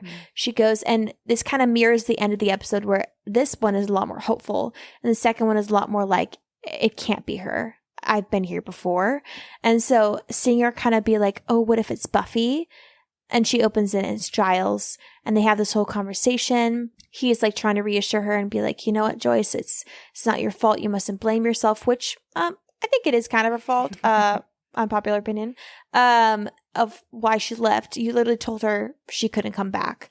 And so I think that it was her fault, but also like Giles can't tell her that, so I get it. And then he's like, Joyce, you mustn't blame yourself for her leaving. And then she goes, I don't, I blame you. And then she goes and tells him that like he's been having this relationship with her behind her back. And like, I understand how she ends the conversation because he's like, oh, like I didn't make Buffy who she is. And she's like, well, who exactly is she? I get that portion. I get her not understanding or getting her daughter because she's been out of the loop. I understand the hurt and pain through that. And that's all I'm allotting her for in this situation. Besides the fact of like Buffy being gone, I understand that pain. But then also like blaming Giles for having a relationship and being a father figure, like she's been very absentee in a lot of situations and a lot of episodes that we've seen. And so I think it's really unfair to like be mad at Giles, who his job is to be like her watcher. And she may not understand that right now, but like, I don't know. It's very frustrating to be like, I blame you. Like, why would you shift blame on someone else when you yourself know the pain of your daughter not being with you? And then to like purposely try to make someone else feel bad when they've just done their job to love your daughter. See, I 100% agree that Giles hasn't done anything wrong. However, I think people are a little bit harsh on Joyce in this scene because at least when you look at it from Joyce's perspective, there is this random man who she does not know at all, who is the only thing she knows about him is that he's affiliated with the school, and ever since he showed up, Buffy has been off on this Slayer business. Now she's finding out that he's heavily involved and that he was helping her daughter with whatever she was doing. And so it's like, I do understand where Joyce kind of feels A, super manipulated and lied to, but also B, she feels like he kind of had this weird control over her daughter who is a minor and he is an adult. Like, I do kind of understand why Joyce is so like angry because she's like, Buffy is a child. She's very impressionable. And from her point of view, it looks like Giles was just kind of manipulating her. Obviously, we have, the information that Joyce doesn't. And so I don't agree with how Joyce reacts. I think that it's pointed, especially since you can tell Giles cares for Buffy and he's trying so hard to get her back. But I also do understand why Joyce is so frustrated and confused because, it's like, it's an older guy from school who had spent lots of one-on-one time with Buffy and filled her head with a lot of stuff. Like, when you look at it from that perspective, it's like, I understand why she's so concerned. Well, okay. I understand why she's concerned. My thing is that it feels very much like her shifting the blame again, like in Becoming Part 2, rather than just owning up to the fact, okay, my daughter is the Slayer. I may not understand it, but Giles is allotted and is the watcher over my daughter, and I know this now. I know this information now. I knew it. She told me about it then, and I didn't listen to her then, and then I kicked her out. There's no responsibility in this situation. I'm not saying that she can't feel upset about it. I'm not saying that at all. I'm saying that I'm very frustrated in how she's shifting the blame, and it feels very much like the conversation at the end of last episode where she's refusing to listen to her daughter, refusing to see things for how it is, and refusing to understand what is actually going on in the information that she knows of now. I can definitely see that. Yeah, I agree with both of you. And I think, again, it's very nuanced, and Joss does a really good job of not making things so very clear, like there's layers to it. I think that it's extremely telling that Giles is the one out there looking for Buffy and Joyce is the one staying at home.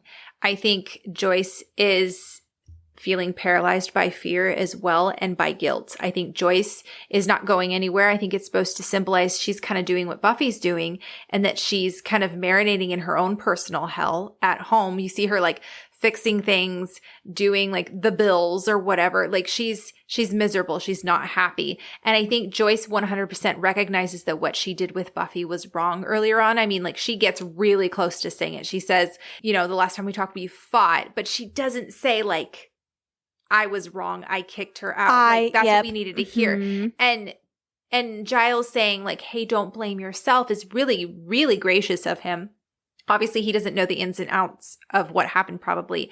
But Joyce blaming him, it's spot on what you said, Tabby. Joyce blaming him is her shifting the blame from herself. She's looking to blame someone because she feels guilty. And you kind of get this sense that Joyce is jealous of Giles' relationship with Buffy. Joyce has been trying to connect with Buffy the past couple of seasons, but not really doing a super great job of it. And then also turning a super like blind eye to everything that Buffy's been doing, what's been going on, and is refusing to believe Buffy. And so here she is finding out that Buffy has entrusted this major secret with Giles and not with her.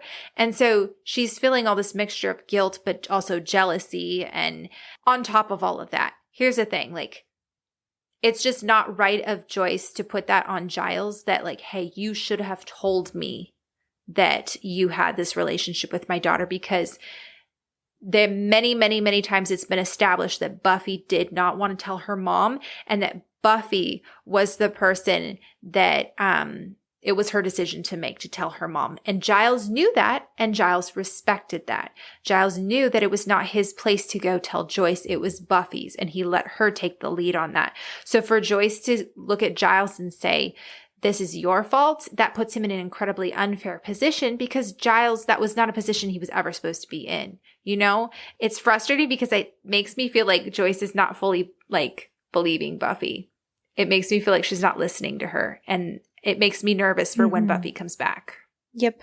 All right. We should move on before I get more mad. I'm just kidding. It's not like an infuriating scene. It's more of just like frustrating. Yeah. Because you're just like, it feels, I don't know, whatever. We've rehashed it many times. So we go back to the restaurant. Lily goes up to Buffy and tells her that Ricky's gone. She hasn't seen him, and he's usually been gone for 24 hours, no more than that. Buffy doesn't want to help. You could tell that she's very much like, she's still in her state of like having to motivate herself to get out of bed, let alone help someone else. I think she's hoping that this isn't actually real, that there isn't like a real scenario that's going on, because we all know Buffy. If she knew it was real, she would help her. And then Lily says, but that's what you are and stuff. You help people. Mm-hmm. And then Buffy says, not anymore. Mm-hmm. And so you can kind of tell that Buffy is like, you know what? Like, all right, she could be correct. So they go to this blood donation clinic, which is kind of an odd place that they would go to, in my opinion. Like, why would you go to, like, you guys go here so much so that you, like, feel like you'd be at this for 24 hours. I don't know. Whatever. I mean, it makes sense for the episode, but it is really funny because it's supposed to be a total symbol for real life vampires because it's a blood bank where they give blood. And an angel too, like he's supposed to, like Buffy losing Angel, Lily losing Ricky. Yeah, there's parallels. Blood donation. Blood donation. And then the people behind the blood bank are the actual villains. So it's like real life vampires. It's just really funny. Oh. Yeah. Also, what the heck? Also, I think it's interesting to note in this scene, Buffy's wearing a cross necklace. And you're noticing like her accepting to help Lily is kind of her first step towards recognizing her role again. And I just thought that like just putting on like that little necklace, like you start to see like a progression of Buffy kind of like easing back into things again. It feels very much like Prophecy Girl, but like Buffy with like the cross necklace, like putting it back on, being like, you know what, like as much as I don't want it to be, I am the Slayer and I have to do the right thing. Yeah. I'm confused because they make it seem like that they donate blood for money, but wouldn't you have to wait like a long period of time? Like I've had friends, like, I don't think this is very safe, but they would go and they would donate their plasma with like sketchy areas and then they would get paid for that. That makes more sense because you can replenish plasma way faster and it's healthier for you than to like donate tons of blood. I know it's supposed to make sense for like the metaphor or like whatever, but I'm like, man, how much blood are y'all like donating? No, that's what I thought about too, because it's not even like, oh, they donated a few times or whatever. It's literally like they donated so much that the nurse knew them by name. I was like, Lord Almighty, are you guys okay? Like that's a lot of blood to lose in a short amount of time. Lily goes up, she's like, I have a request. Can you take out the blood in my neck? She's like still into like the vampire cult stuff and she doesn't want to let go of it. Did you guys notice that Buffy like winced when she heard someone go ow over there and she was like, ugh, like as if she's afraid of needles? I thought of you, Leah. Don't bring me into this. Needles are my arch foe. Also, it's really interesting to note throughout the episode Lily's lack of self-esteem and self-confidence. Like Buffy's like, we should split up. And Lily's like, okay, can I come with you? Like there's multiple times like Lily's codependency pops up where she doesn't have the ability to be on her own. She needs someone to depend on and to tell her what to do next. I was looking on IMDb for like behind the scenes facts and someone like whoever is behind that did the math and they said observing the logistics of the demon sweatshops, if they have a few dozen workers who die after a single day on Earth, because like one day on Earth is like 100 days in that dimension, they must be abducting that many people every day, which is not as insignificant as the demons claim. Kidnapping about 30 people a day for 365 days would make them be kidnapping about 11,000 people a year for that sweatshop, which is probably a noticeable part of the city's population and would require many demon recruiters working simultaneously to meet that quota. So like that blood bank, there's a lot that doesn't make sense, but whatever. We still like the episode. It's like you're about to like be taken into hell. You're like, wait, I'm lactose intolerant. Does that count? Dang it, you're not healthy. Get out of here. I know. You're like, I'm O negative. You can go. It's like, I've turned into a cow. Can I go home You're now? excused. You're excused. Sorry, guys. The amount of like just random movie and TV like references I have going on in my brain that correlate to random stuff is just constant. It's true. So I apologize. It is true. And then, whatever. They're like, oh, he's not on the sheet. They leave. The nurse gives this like sinister look. So like, okay, so clearly something's going on. Yeah, you're the bad guy. They don't try to hide it at all. Well, I mean, as soon as we saw Blood Bank, we were like, whoop, they're the bad guys. True. I know. Any new scenery in a Buffy episode, you're like, oh, this is new. It's gotta be the villain. They have a low budget. They didn't build the set for nothing. Yep. It's like Buffy's apartment, but just redecorated. It has a poster that says Blood Bank. Yeah. You're like, this is real sketch, Lily.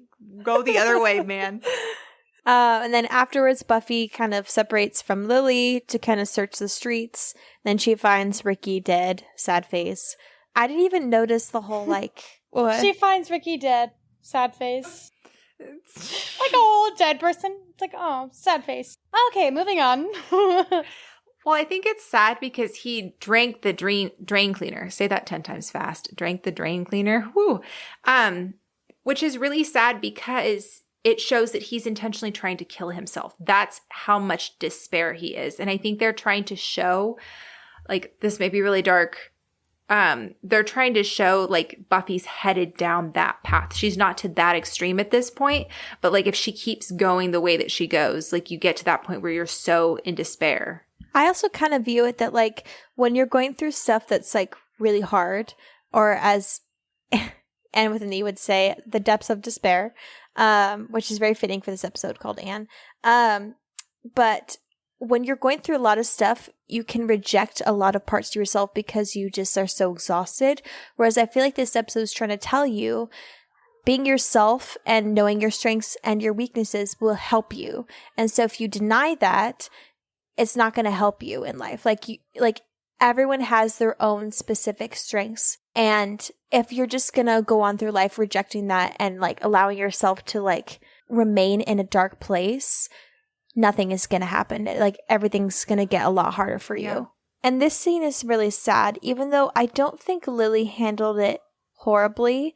I think I would have probably reacted way worse than she did. She held her composure pretty well. But like Buffy having to break the news to her, you could tell there's little empathy when she first starts out with it. She just kind of has to get it out.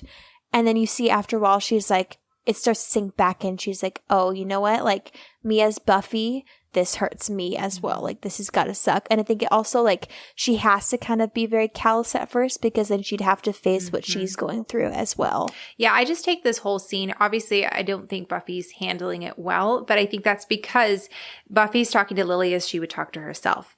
Buffy's telling herself this is just something you're going to have to deal with. The thing is that Buffy's not dealing with it. And that's why she's marinating in this situation. She's not allowing herself to process it and work through it. She's just kind of like stuck. I don't know that she's necessarily in the position to tell Lily to like deal with it, you know? Also, too, Lily's saying, but he didn't do anything wrong. Why would this happen to him? Neither did Angel. It's just the parallels are so interesting. Buffy, that's not the point. These things happen all the time. You can't just close your eyes. And I was like, dang. I wrote that down. You can't just close your eyes and hope that it'll go away. And you're like, oh. Like, because there was a moment, other than the parallel of her telling him to close his eyes, she herself closed her eyes for a moment, allowing herself to feel the hope that it was Angel. Yeah. And so I think, and then she had to snap out of it and be like, you know what, I have to kill him.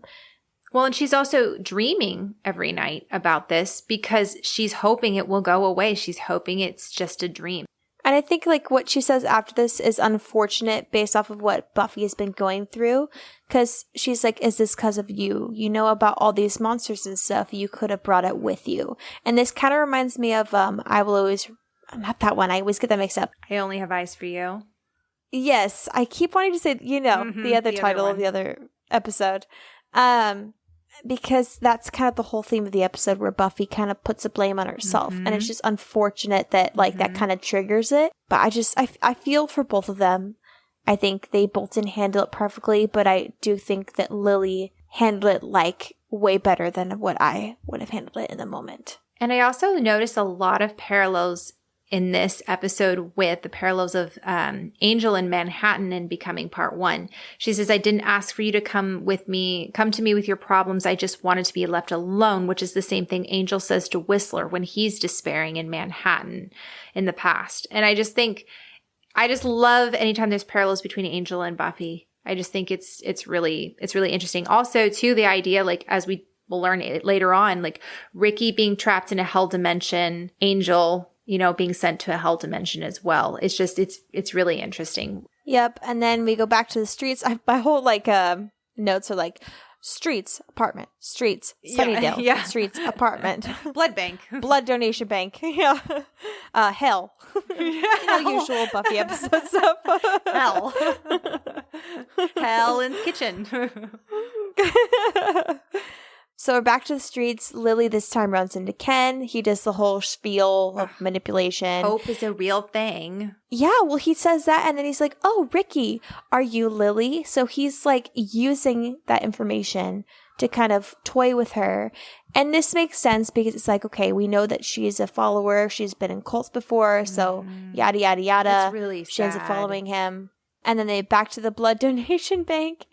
And then Buffy's going through like all the information. I love how she doesn't even flinch. She doesn't care. When the girl talks to her. She's so done. She does not care. She figures out that a lot of things are written down as candidate for people. Also, fun fact. So Ricky's file at the top, if you look really closely, it actually says Blood Bank of Sunnydale on it. So whoever was making the props didn't realize that we were in Los Angeles here. Sometimes there are like a lot of mistakes in this show. I'm like, who didn't see this? Well, and I often wonder if like the actors themselves are like going through and they see it and they're like, okay, this isn't my job. Just carry on, you know?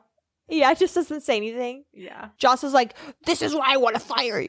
Yeah, they're like, but I just said that like it was a Sunnydale. And yeah. So they just don't say anything anymore. Yep. And then she like rips off like the phone when she's like, I'm gonna call the police. Doesn't even flinch. Rips it off the hinges. Yeah. And she's like, I don't want any trouble. I just want to be left alone and quiet in a room with a chair and a fireplace and a tea cozy. I don't even know what a tea cozy is, but I want one. This is like Dunzo Buffy. But I like it because it's like, yes, it's Buffy being done, but you can also tell like Buffy's starting to feel a little bit like herself again. Yes. Like starting to get that spunk, like even because at the beginning of the episode, like people were kind of being awful to her, but she didn't even have the energy to fight back. Mm-hmm. And now it's like she's tired of it, but she's starting to find that energy to fight back. Yeah. Yeah, no, that's a really good point, especially because I think it's so important. Buffy's Slayer side and her human side are very well connected at this point now too. I think she's fully grasped them. And so the fact that like once she starts slaying, she starts feeling more like herself again. And I love that parallel. And so we find out that the nurse has been giving, we're assuming Ken, the names of all the kids or the quote unquote healthy ones. And then we cut back to I don't even know, what would you call this like little apartment setup thing where they lure it's the family home place that they were giving out the pamphlets and stuff. There's a whole religious undertone to this of like religious organizations taking advantage of kids and being like, hey, we'll be your family and stuff. And then it turns out to be cult-like, or, you know, they promise them hope, but then just it becomes like this indentured servitude type thing. And having her dressed for this cleansing is just really eerie. But again, like she's done that before. You know, so it's not like it's like what are you thinking? It's like clearly this girly. Sister Sunshine. That's a horrifying name. But I also think it's interesting because it's like this time she isn't doing it just because she feels lost and she needs something. I genuinely think this time, like, she does have a better head on her shoulder. She just is so desperate for her love back that she'll chase any lead. And then she's like, oh, is the cleansing like a baptism? And he's like, well, not exactly. If he said not exactly, I'd be like, I need to go use the restroom, run out. So many red flags. And it's been a while. We cut back to the graveyard, and then Cordy is now finally the bait that they're going to use. This scene is kind of funny, though. It's so funny. Because she's like, I'm doing this for Buffy's sake. This has nothing to do with you, which is really sweet when you think about it. She's definitely there for both Xander and Buffy, but the fact that she was like going to be bait, we know that Cordy would not willingly want to be bait. I wouldn't want to be bait. She's like, can't Willow be bait? And he's like, he's already seen Willow. And could you complain louder so all the vampires leave? Their sparring is so funny. He's like, go away. This is my hiding spot. And she's like, well, where do I hide? And he's like, you don't hide. You're bait. Now go act baity. What's the plan? Vampire attacks you. The vampire kills you. We watch. We rejoice. We watch. We rejoice. Oh my gosh. And then it cuts over to Willow and they're just like nailing into each other and she's like all bored, like, oh my gosh. And the vampire comes up behind her. Just genius directing. So funny. And then straight back to like depressing, like room again. And then like Lily's kneeling over the pool thing.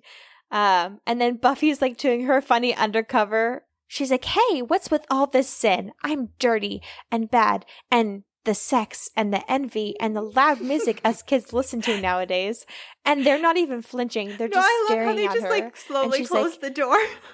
Like they need at least 30 people to meet their quota every single day. And they're like, nope, we won't even take Buffy.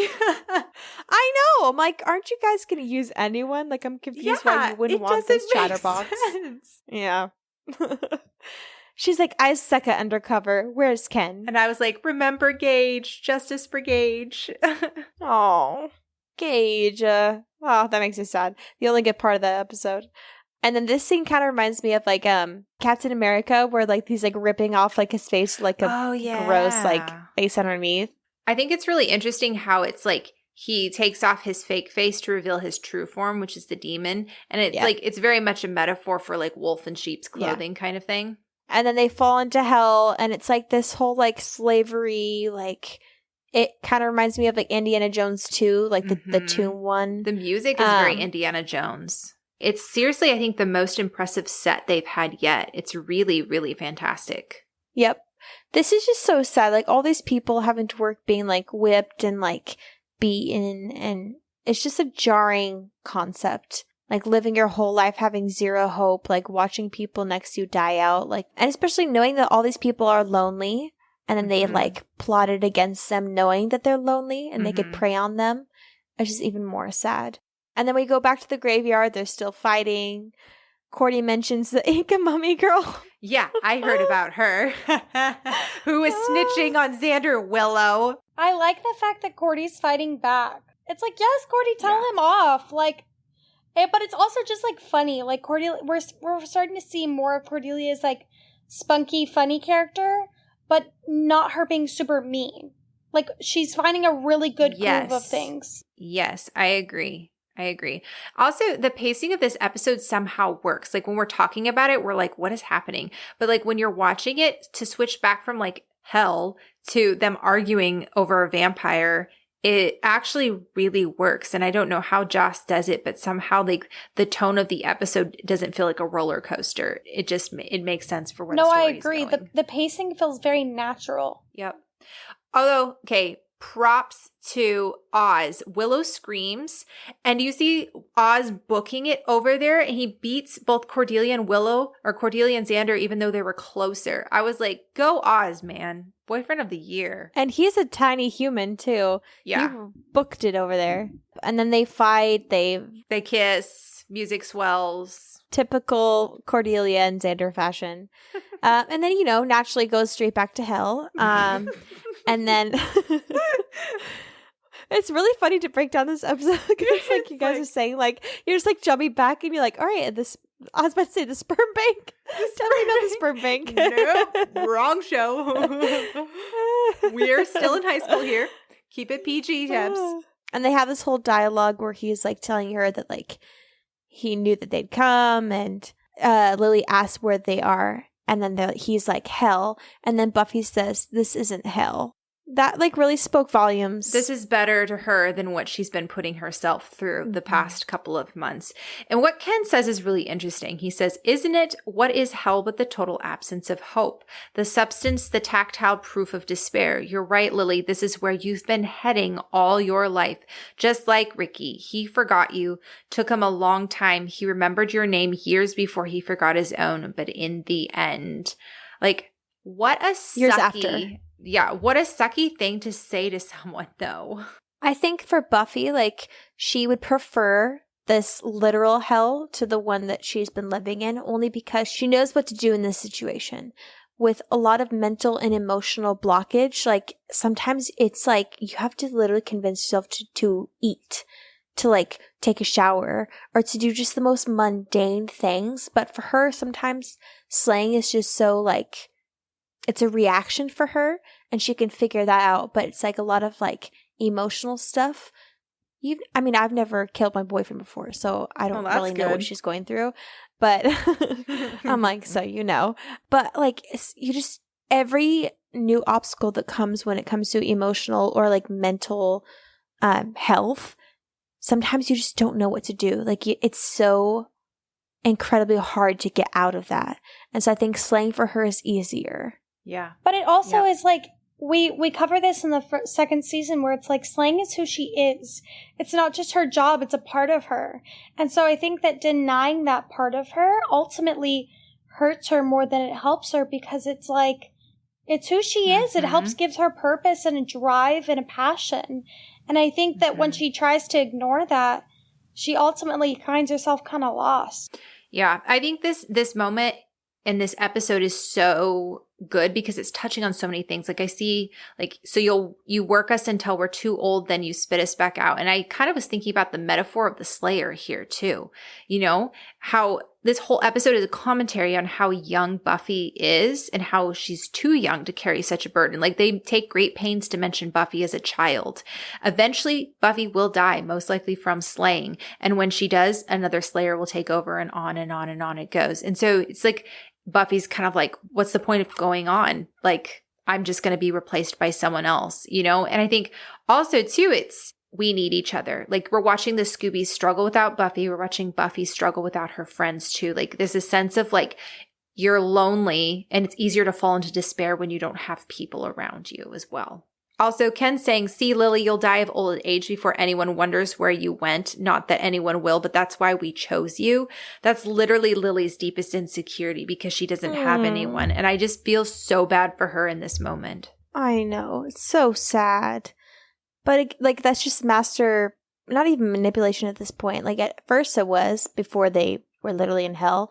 And then now that they're here, it's like, got to bring her down as low as you can because that's the only way she's like not going to make it out of the situation, right? Is to deny everything about herself, deny her personality, deny her strengths, deny her weaknesses, deny everything that makes her unique and amazing, and she'll succumb to whatever you want. I feel like that's the whole point of this whole episode. Yep. And the hell dimension is they literally strip people of their humanity and their individuality and their self-worth. Yep. Everyone wearing the same thing, forgetting your name, all those things. And Buffy, you didn't choose me. And then he goes on, he's like, yeah, but I know you, Anne. And I love that he calls her Anne, you know? And it's once again this whole like, he knows Anne, but he doesn't know Buffy. He hasn't met Buffy. Or you could just say, oh, I know you've had a hard life and like just assume that you understand what they're going through. But you meet people and you have no idea what it is that they're battling. Literally no idea. Even if someone says, hey, I'm battling some like mental health issues. Even as somebody who has struggled with mental health, it's like I still have no idea the way it takes on them. Even if it's a similar situation, it can control me or I can handle it way differently than they handle it and vice versa. And it's like, just because I go through something similar to someone else doesn't mean that it won't affect them differently. And then we have this iconic scene where I get goosebumps. This guy is way scarier than a lot of things I see on Buffy. His like teeth, he has like zero gums, like all teeth, no lips. He looks really like horrifying. An orc. You just can't see his eyes. Oh yeah. Yeah, this does kind of give me like Lord of the Rings vibes. Yeah, it really does. And he goes over, I was thinking the whole time, I was like, I would not want to be the first person in any of these situations. You're like, I don't know what to say. You're the guinea pig. You have no idea. Their purpose is just to kill the first person to show everyone else like what they shouldn't be doing. You do not want to be the first person. A rule for any type of show, movie, anything, if you're stuck in a bad situation, never be the first person, never be the last person. Always be averagely in the middle. You never want to stick out. Leah's like, too bad I didn't have blonde hair so they wouldn't recognize me. Yeah, dang. Leah's disguise, just dye her hair blonde and blend right in with all the other blondes. No, exactly. They'll never pick me out of a crowd. So he goes around, he's like, who are you? And the first guy's like, oh, I'm, whatever. Aaron. Kills him. Aaron. Bye-bye. Rest in peace, Aaron. My bad. I'm like, and then Aaron's dead, sad face. And then he moves on. And then he goes over Lily, and then she, lucky girl, figures out you're supposed to say no one. It's so interesting that once he hits the first prisoner, Buffy's face hardens in resolve. That is the moment she decides she's going to fight back. And I think that's so Buffy to be like, he's hurting other people. I'm going to stand up for them. It's just so impactful. No, I agree. It's like, yeah, of course, like, I'm going through a lot, and it's like, I don't really want to fight back for me right now. But she's like, I'm not going to sit by and let these people die because I'm having an off day. And then he heads over to Buffy. Who are you? And she's looking at the ground. She stares up and says, I'm Buffy, the vampire slayer. And you are? And you see him being like shocked. With a little smile on her face, too. This is the first time, not just in this episode that she refers to herself as Buffy. This is the first time in this show that she says, I'm Buffy, the vampire slayer. She's never done that before. And I think that is showing us the question of who is Buffy that Joyce asked earlier on. She is Buffy the Vampire Slayer. She's both girl and Slayer. She's back. And she's back. Yeah, and this is the first time we've seen her acknowledge and recognize both sides of herself, which I think is so powerful. What a comeback. It's the first episode of season 2, and she's already, like, gone through it and been like, nope, I'm back, I'm Buffy, and I'm about to kick your butt. Yeah, and it's so subversive. She uses her own identity to upend Ken's plans. They strip people of their identity. She uses her identity to fight back. It's huge. I just think about, like, no weapons, no friends, no hope. Take all that away. What's left? Buffy the Vampire Slayer. Ah, so good. Yep. Love, love, love it. Then we have this. This is one of my favorite fighting scenes in season 3. So good. I just love how they use the atmosphere. Like, she runs around and she kicks so much. I'm like, girl, why aren't you, like, snapping their necks or something? She's just, like, roundhouse kicking all of them. They're going flying, which is really entertaining to watch. But I'm like, girl, you got to try and kill some of these people. Yeah. Well, she grabs the guy's arm. She breaks it, grabs his club, knocks out the one guard, then sticks the sharp end of the club into another guy. She uses this one club and, like, kills 3 people. Anyone who's not having fun here, follow me. They're all like, yes, master, we follow you now. Our Lord and Savior, Buffy the Vampire Slayer. I also like how they're kind of showing you that season 3 is really upping its game. That it's already starting off with a huge fight scene with something that we really, like, we saw fight scenes for sure in this season 2 and 1, but, like, fight scenes like this were really saved for the big episodes. And so the fact that they're, like, already starting in hot, it's like, okay, season 3 is definitely picking up. Yeah, this is by far the best fight scene we've seen so far in the show. I think the fact that Lily says again, you're leaving me right here is interesting again, because Lily sees herself as an individual and someone who follows and leads direction.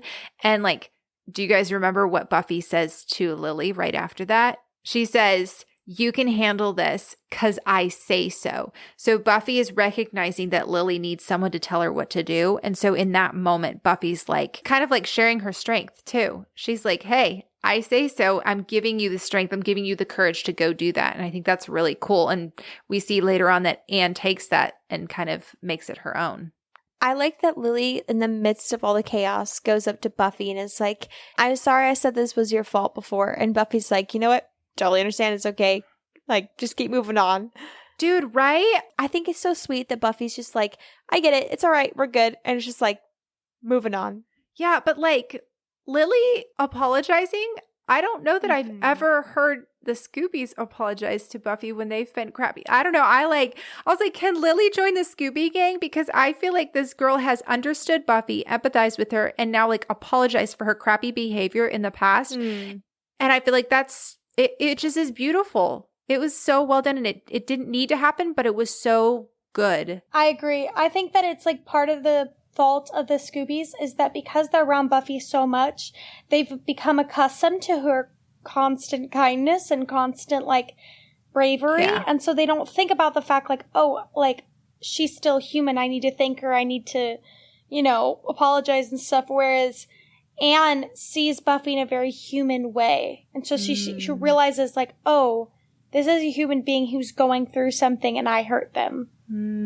That's a really good point, Leah. Well, they also connect. Yeah, where the Scoobies see more of Buffy's strength and sees her strength, but recognizes the human behind it. And might I add, Lily is still in the midst of her going through the same thing, almost the same thing as what Buffy went through, and she was still kind about it. And let's see. Willow's not doing so great right now. Xander's not doing so great right now. Joyce is not doing so great right now. The only people that I'm like, you know what, you get it past is like Oz and Giles. Yep. And Cordelia, I'm doing this for Cordelia, Buffy. my bad. Like, what the heck? Yeah. Yep. She's like literally going through a very similar thing that Buffy's going through, and apologized and was kind and didn't even react that badly. Like, yeah, she has merit to apologize, but like, she really didn't react that horribly. Like, she kept her composure. Like, she was very kind. Like, I don't know. I stan. I hate that. Why did I say that? I respect and I love the character of Lily. No, Lily is amazing. I stan. Ken's like, humans don't fight back. That's how this works. And it's interesting because Ken doesn't see them as individuals. He says humans as a collective. He doesn't see them as individual people with individual identities, which I think is his mistake. This is why, that was his downfall. Okay, so there's this iconic moment with Buffy armed with a hammer and a sickle, and she takes out all the guards on the floor.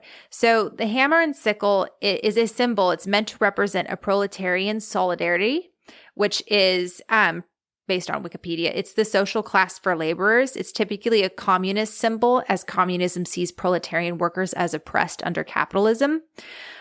So the hammer and sickle became a symbol of this. It's a union between the peasantry, which is the pre-industrial term, and the working class. It was first adopted during the Russian Revolution. The hammer represents workers and the sickle represents farmers. And so the idea is all of these slaves and stuff are considered, oppressed workers without any identity. And Buffy is the revolutionary who's freeing all of them. So Joss about this, he says, the hammer and sickle were not intentional, but I too noticed the imagery when I saw them and was most pleased. So it was not intentional, but it feels like it was very intentional based upon the epic shot of her holding both the weapons. But even more, I think this is really cool. So it's from fightright.net. The article is literally called Behold the Hunga Munga. If you're a fan of Buffy the Vampire Slayer, you may remember this strange-looking hunk of metal that she's holding. It's kind of like the sickle-looking thing with it has a couple blades that stick out in interesting angles, but it's shaped like a boomerang. It looks something like a Klingon would carry, and they might if they are African. Yes, the Hunga Munga is a thing. It was employed as a tool of war in African tribes south of Lake Chad. It is also known as Danisco by the Margi, Goleo by the Musku, and Ninja, I think I'm saying that right, by the Bagimi. The spikes are used as a melee weapon hand to hand, but it is more intended for throwing. That beautiful crescent blade is intended to be thrown in a rotary motion, end over end, much like a boomerang, a terrifying, decapitating boomerang. I would imagine if you saw this coming at you, the next thing you would see is Jesus. And it's got many names, but it's mostly called a Hunga Munga. And I just love that. Isn't that cool? That's intense. Yeah. So now every time you see that weapon, be like, that's a Hunga Munga. Carry on. So Lily gets captured by Ken, and then he holds up her in front of everyone, kind of showing this is what happens when humans don't do what we ask them to do. Gives this whole monologue. You see Lily being like, wait a minute. I can't just push him over this ledge. She pushes him over. Everyone just pauses. And then just Buffy gets right back to everything. It's just the timing is so funny to me. Everyone's like, what do we do now? All the prisoners, all of the we the have demons. no identity. Who are we? I know. Well, yeah, apparently, because he's ripped it all away from them. I like this because this is the first free will choice we have seen Anne make. Yeah. She chooses this without anyone's assistance, anyone's help, nothing. Mm-hmm. She chooses to stand up, to fight back, to choose to live. Good for Anne. Growth. Love to see it. So everyone runs out. Buffy holds up this falling. It's like a huge iron gate. Called. Yeah. Oh my gosh. That poor girl. She's like, oh, I'm gonna feel this tomorrow. I'm like, girl, I can feel it for you. That thing is heavy. Everyone runs through. Ken knocks her over, and right before they pan over where she's falling on the other side, I legit looks like the gate was gonna fall on her. Yeah. I think the direction wasn't really that clean, because I was like, that would have literally landed on her legs, but it doesn't. It falls on Ken's legs. Also, I think this is one of the first scenes that we've seen in Buffy that is a little bit more graphic, gruesome, graphic. It's not even that graphic, but we've not seen something like this before, which again kind of sets up what season 3 is supposed to be. It's supposed to be a little bit more edgy. And then she's like, hey, Ken, want to see my impression of Gandhi? And he's like, Gandhi? And then she smashes his head. Oh, if he was really pissed off. It is a little bit darker, too, because we've never really seen Buffy kill someone execution style. This was very much he was alive and talking to her, and she just, boom, kills him, and that's it. And so it feels a little bit darker than it normally was. Not saying it wasn't justified, not saying he didn't deserve it. And he is demon. He's not human. And that's her job. But it just was, it's very interesting how like, I don't know, avert it was, I guess. We've usually only seen snapping of like demon necks or like dusting. We haven't really seen much other than that. Yeah, we're used to dusting, and this was not a dusting at all. No, we're not used to, you know, smashing someone's head in. Yeah. And this is such a tender scene. I think it's just really sweet. So good. Like Buffy gives her her old apartment, tells her that it's already paid up for 3 weeks. She gives her job.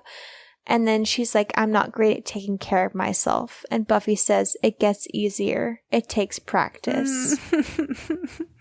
But I just love how, like, Buffy is giving her the start to take care of herself. Mm-hmm. Like, she's giving her everything she needs to get her feet up and just, like, start at her own independence. And honestly, like, that's one of the best gifts you can give to someone. And not just that, she says, I'll call in a few weeks to check up on you. Oh my gosh, that's what you do. You call in. You don't just, like, give them stuff and say, okay, you're good. No, like, you call up on them, you check on them, you stay consistent in their lives. And I think that is just beautiful because, and I think that's Joss showing us the end of the episode how we're supposed to take care of each other. Like all these homeless people that are out on the streets, this is how you help them. You get in their lives, you call on them, you check up on them, and we don't always have the financial resources to give them a home and stuff, but we do what we can, you know? Yep. And I think sometimes, like, as people, we tend to treat other people's trauma and pain on like a timed test on your end. And so you're like, all right, like I'm going to put through all these like bullet points that I think I need to do. And then you just kind of expect them to be over it and to like be done once you are done helping them. Mm-hmm. And so I think for people, it takes so much longer, so much longer than you are comfortable with. And I think that, like, you're totally right, Sarah. Like, it's more than just being like, hey, here's this opportunity. It's like, you know what? Just giving someone an opportunity is not enough. Just like she said beforehand, it takes practice. And she's by herself. She may have the strength to, like, maybe go to work or whatever, but that still means she has so much to unravel. She still has so much mental and emotional stuff she needs to like work through. She needs people around her who love her to support her through it. Like all those things are necessary. It's not just like oh, here are the same things to help you and then never talk to them again. It's like, that's not going to help them. It's a start, but that's not all. Mm-hmm. Yep. And then she asks, can I be Anne? And which is so sweet because it's like, I think it's her paying a tribute to how strong she saw Buffy was. Because she's like, I don't want to be Buffy. I want to be my own self, but I want to be as strong as I saw Buffy was. And so I think it's sweet because it's like, yes, it's not like her. She's not like regaining her own name. I think that she's just trying to find herself again, and she's taking inspiration and admiring how much Buffy put into everything and wanting to be like her. Yeah, she's taking the first steps of being independent and making something of herself. And the fact that she took the initiative and pushed Ken off shows that she's not trying to be exactly like Buffy, but that she's like being her own person too. But I also think that ultimately it's just her way of telling Buffy that, like, she admires her, but also thanking her. Because she wants to take on her mantle when Buffy's gone. Oh, and Buffy's smile at the end of that scene, too. She just is like, you know, I think that touched Buffy, too. Like, it reminded her why she does this. Yep. And then we end the episode with Joyce working on the sink. She's trying to keep herself busy, I'm guessing. Mm-hmm. And then she hears a knock on the door, and this one is very hesitant. I feel like Christine Sutherland does such a good job in the scene because you can see her in her like monologue by being like, don't allow yourself to be hopeful. Like, we know it's not Buffy. I know when I open the door, I'm going to be disappointed. Like, there's so much that she is walking herself through. At least for me, I could see that. And that's the beauty with acting with like no dialogue, is that you can kind of view it differently for each person. So what do you guys think? Do you think that she was hopeful in the situation, or do you think she was not allowing herself to? What do you think? I kind of went back a couple times because I was like, okay, how do I interpret this scene? And I think I read it initially like how you did, that she's hopeful and she's kind of holding herself back. But I think there was a part of her at the very end there that was like, I think Buffy's there. I think she sensed Buffy there. But I think she also was kind of like trying not to be too hopeful about it, just in case that she didn't want her hopes to be dashed down again. But I don't know. It's a really interesting moment. I wasn't sure exactly how to read it. I kind of agree with Sarah. I think it's supposed to kind of be something where you're not completely sure about. Like, I think it's kind of I think it's supposed to be something where you're kind of like, she could be sure, she could not be, but either way, I just think the scene is so touching. It's very moving. Yeah. And I like the fact that us, the viewers, kind of are in the place of Joyce where we open up the door and we see the Buffy's home. And so it kind of feels like, and the opening scene when she was bad, she goes, "Miss me," which is kind of like a tribute to the fans, where it's like, you missed me? Like, I was gone for so long, Buffy's back.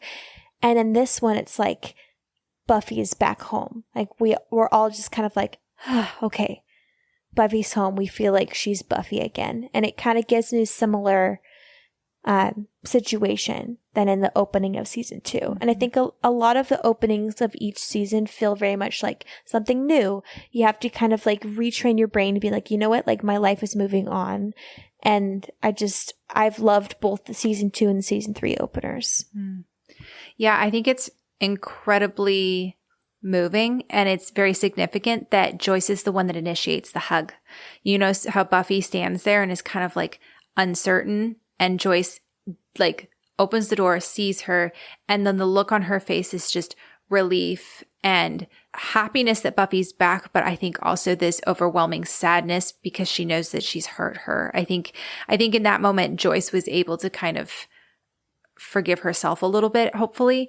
But I love that she just like reaches for Buffy and initiates a hug. And I love that we see Buffy's face, like it closes on Buffy's face, and the look on Buffy's face is everything. It is so precious. She missed her mama, and it's so sweet.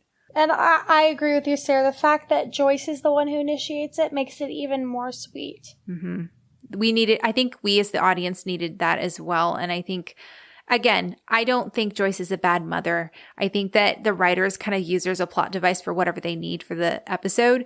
But I think deep down, Joyce is a really good mother. And I also think, too, it's interesting to note that no matter how hard Giles and Joyce looked for Buffy, they couldn't find her because Buffy had to find her way back home. It was up to Buffy to do it. And I think that's incredibly important.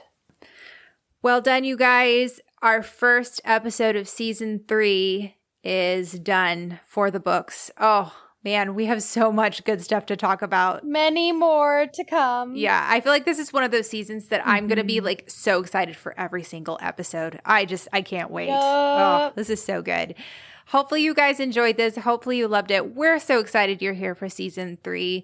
Please let us know your thoughts. I feel like Anne is one of those episodes that you either love the vibe or you're just like, not my favorite, but I think everybody agrees that it's just a fantastic episode.